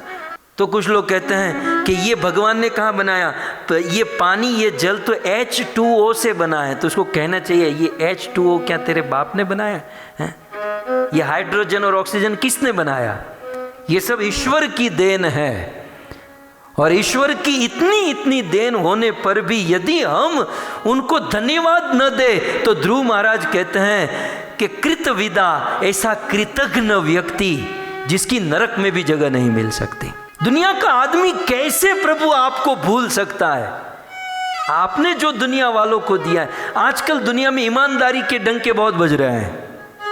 दुनिया वाले कहते हैं हम ईमानदार हैं, हम किसी का कुछ नहीं लेते, हमने किसी का बुरा नहीं किया, अपने आप को बड़े ईमानदार कहते हैं। अरे तूने भगवान का इतना ऑक्सीजन लिया, कभी बिल चुकाया? सूर्य का इतना प्रकाश लिया, कभी उनको धन्यवाद किया? भगवान के द्वारा दी हुई वस्तु को इस्तेमाल करे और कहते हैं हम ईमानदार, खाक ईमान। शिल प्रभुपाद जी कहते हैं ये जो ईमानदारी के डंगे बजाते हैं ना, ये चोरों में ईमानदारी के समान है। शिल प्रभुपाद दृष्टांत देते थे चोरों में ईमानदारी। कुछ चोर आपस में मिलकर चोरी किए और चोरी करके माल लेकर अपने स्थान पर आए, और चोर आपस में कहते हैं देखो भाई, ईमानदारी से बांटना, हाँ, ईमानदारी से बंटवारा होना चाहिए। अब एक तो तू दूसरे का चोरी करके आया है, और चोरी का माल ईमानदारी से बांटेंगे, हैं? बस इस संसार में ईमानदारी के डंके बजाने वाले कुछ, चोरों में ईमानदारी। भक्तों, हमारे संत इतनी ऊंची स्थिति पर पहुंचकर, इतनी ऊंची स्थिति पर पहुंचकर हमारे संतों ने अपने आप को गाली देते हुए कहा, हालांकि ये उन संतों के विषय में नहीं है, ये हमारा आईना दिखाया जा रहा है। सूरदास जी लिखते हैं, ये भजन सुनकर आज का प्रवचन अंत करेंगे। क्या आप देखिएगा, यहाँ हम लोग अपना दृश्य नहीं दिखाई दे रहा है इस भजन में? मौसम कौन कुटिल खल कामी, कौन कुटिल खल कामी, जिन तनु दियो ताहि बिसरायो, ऐसो नोन हरामी, ऐसो नमक हरामी। मौसम कौन कुटिल खल कामी, कौन कुटिल खल कामी। सूरदास जी कहते हैं मौसम कौन कुटिल खल कामी, एक एक शब्द दिल में मारने वाले हैं। सूरदास जी कहते हैं मेरे जैसा कुटिल, खल और कामी इस धरती के गोले पर कोई नहीं है। क्यों? क्योंकि जिन तन दियो, जिस ईश्वर ने इतना सुंदर तन, इतना सुंदर शरीर दिया, ताही बिसरायो, उसी को मैं भूल गया। ये मेरी पत्नी, ये मेरा बच्चा, ये मेरा करो। ये समाज, ये पत्नी बच्चे सब हैं आपके, लेकिन जिसने शरीर दिया उसको भूल जा। जिन तन दियो ताही बिसरायो, ऐसो नमक हरामी। नौन माने नमक। सूरदास जी अपने आप को टोक रहे हैं कि मेरे जैसा नमक हरामी कोई नहीं है। क्या ये अपने ऊपर नहीं आता ये बात? मेरे ऊपर तो आती है, आप लोग तो बहुत पहुंचे हुए हैं। जिन तन दियो ताही बिसरायो, ऐसो नमक हरामी, मौसम कौन कुटिल खल कामी। जिसने शरीर दिया, जिसने शरीर चलाने का सामर्थ्य, शक्ति, सब कुछ दिया, आगे कहते हैं, भरी भरी उदर विषय को दावो, जैसे शूकर ग्रामी, हरिजन छाड़ी हरि विमुखन की, निस दिन कर तगुमा हानि। मेरे जैसा कुटिल खल कामी कोई नहीं। क्यों? क्योंकि भरी भरी उदर, पेट भर भर के विषय भोग किए, पेट भर भर के विषय भोग किए। जैसे शुकर ग्रामी, जैसे गांव का शुकर, सुअर 24 घंटा बस वो खा पी कर बस वही करता है, तो सुअरों की तरह रात दिन भर भर कर विषय भोग किए और हरि जन छाड़ी, हरि के भक्तों का अपराध किया। तिलक कंठी वाले को देखकर अपमान किया, तिलक कंठी वाले को देखकर घर के दरवाजे बंद कर दिए, अनेकों गाली दिए। हरि जन छाड़ी और हरि विमुखन की, और जो हरि से विमुख हैं, ऐसे नट नाटिका और ऐसे दुनिया के ऐसे दुनियावी लोगों की निस्दिन करत गुलामी, रात दिन में उनकी गुलामी करता रहा। मेरे जैसा खल कुटिल कामी नमक हरामी कोई नहीं है। सूरदास जी कहते हैं, हरि जन छाड़ी हरि विमुखन की, निस्दिन करत गुलामी। हरिजन को छोड़कर, भगवान के भक्तों को छोड़कर संसार की गुलामी करता हूं। मौसम कौन कुटिल खल कामी। लास्ट में कहते हैं, पापी कौन बड़ो है मोते, सब पतित में नामी, सब पतित में नामी। सूर पतित को ठोर कहाँ है, सूर पतित को ठोर कहाँ है, सुनिए श्रीपति स्वामी। कौन कुटिल खल कामी, मौसम कौन कुटिल खल कामी। पापी कौन बड़ो है मोते, मेरे जैसा बड़ा पापी कौन है। सब पतितन में नामी, प्रभु सभी पतितों में, सभी पापियों में मैं सबसे बड़ा पापी हूँ। सूर पतित को ठोर कहाँ है। हे प्रभु, मेरे जैसा कृतघ्न और कोई नहीं है। भक्तों, मार्ग से जा रहे हैं, किसी का एड्रेस या फ़ोन नंबर लिखना है, हमारे पास पेन नहीं है, किसी से कहते हैं कि भाई पेन मिलेगी, तो वो पेन देता है। हम एक मोबाइल नंबर या एक एड्रेस लिखते हैं और पेन वापस लौटाते हैं और क्या कहते हैं, thank you, thank you very much. छोटा सा नंबर लिखा और पेन लौटाई तो हम उसे थैंक यू कहते हैं। ईश्वर ने हमें क्या नहीं दिया भक्तों, क्या नहीं दिया। ईश्वर ने शरीर दिया, हमें लंगड़ा भी नहीं बनाया, गूंगा भी नहीं बनाया, साला अंधा भी नहीं बनाया। सब कुछ भगवान ने बहुत अच्छी तरीके से दिया। पत्नी दी, बच्चे दिए, समाज दिया। आप लोग यूके, अमेरिका, कनाडा, गल्फ में रहते हो, कितने अच्छे अच्छे जॉब, कितना अच्छा अच्छा बिजनेस दिया। सच कहें, 50 साल पहले अपने बाप दादाओं की ओर दृष्टि करो, कितनी कितनी कितनी गरीब अवस्था में उनका जीवन बीता था, कितनी कमियों में वो ठीक से भोजन भी नहीं करते, ठीक से कपड़े भी अच्छे नहीं पहन पाते थे। लेकिन 50 साल के बाद सुख का ढेर खड़ा कर दिया।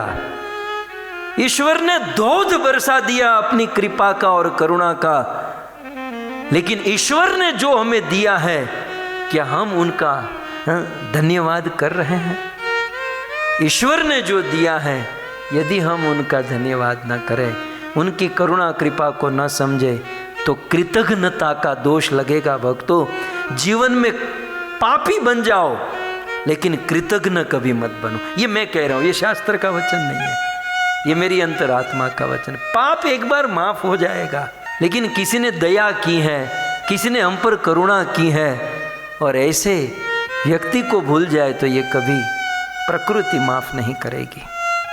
सो ध्रुव महाराज यही कह रहे हैं, प्रभु आपने इतना कुछ दिया और हम आपको भूल जाए तो हमारे जैसा कृतघ्न और कोई नहीं। इन्हीं वचनों के साथ यहीं पर मैं विराम करता हूँ। और आवेश में आकर थोड़ा सा स्ट्रॉन्ग कह दिया, लेकिन मैं मेरा अधिकार समझता हूँ, क्योंकि आप में से कोई मेरा पराया नहीं है। किसी का छोटा भाई, किसी का बड़ा भाई हूँ, किसी का बेटा हूँ, तो छोटे छोटे बच्चों का बाप हूँ। तो मेरा आपसे संबंध है और इस संबंध के नाते मैं कभी आपका कान भी पकड़ूं तो मैं मानता हूं। और यदि फिर भी यदि किसी का संबंध नहीं है और आपको कठोर लगे तो हमें क्षमा कर दीजिएगा भाई, हैं? हमारे वचन आप इकडुन टिकडुन जाला यहाँ से डालकर यहाँ से निकाल देना। लेकिन यदि आपको उचित लगे तो जीवन में उतारना, जीवन धन्य हो जाएगा। आप सभी भक्तों का धन्यवाद और विशेष धन्यवाद हमारे कथा के आयोजक राउत परिवार और नकुम परिवार, दयानिधि प्रभु, नित्य रूपा माता, आप सभी भक्तों का कि आपके कारण ये डोज आज हमें मिल गया। पता नहीं, ये राधा रानी ने बुलवाया है। जो भी आपकी शिकायत है राधा रानी से कीजिएगा, क्योंकि बरसाने में हम बैठे हैं और यहीं से आवाज़ आई है। सो थैंक यू, धन्यवाद। आइए जय जयकार के साथ हम आज के सत्र को विराम करें। श्री ग्रंथराज श्रीमद् भागवतम महापुराण की, श्री कृष्णचंद्र भगवान की, श्री वृंदावन धाम की, जगत गुरु श्रील प्रभुपाद की, निताई गौर प्रेमानंदे। जय जय श्री राधे, जय जय श्री राधे, जय जय श्री राधे श्याम।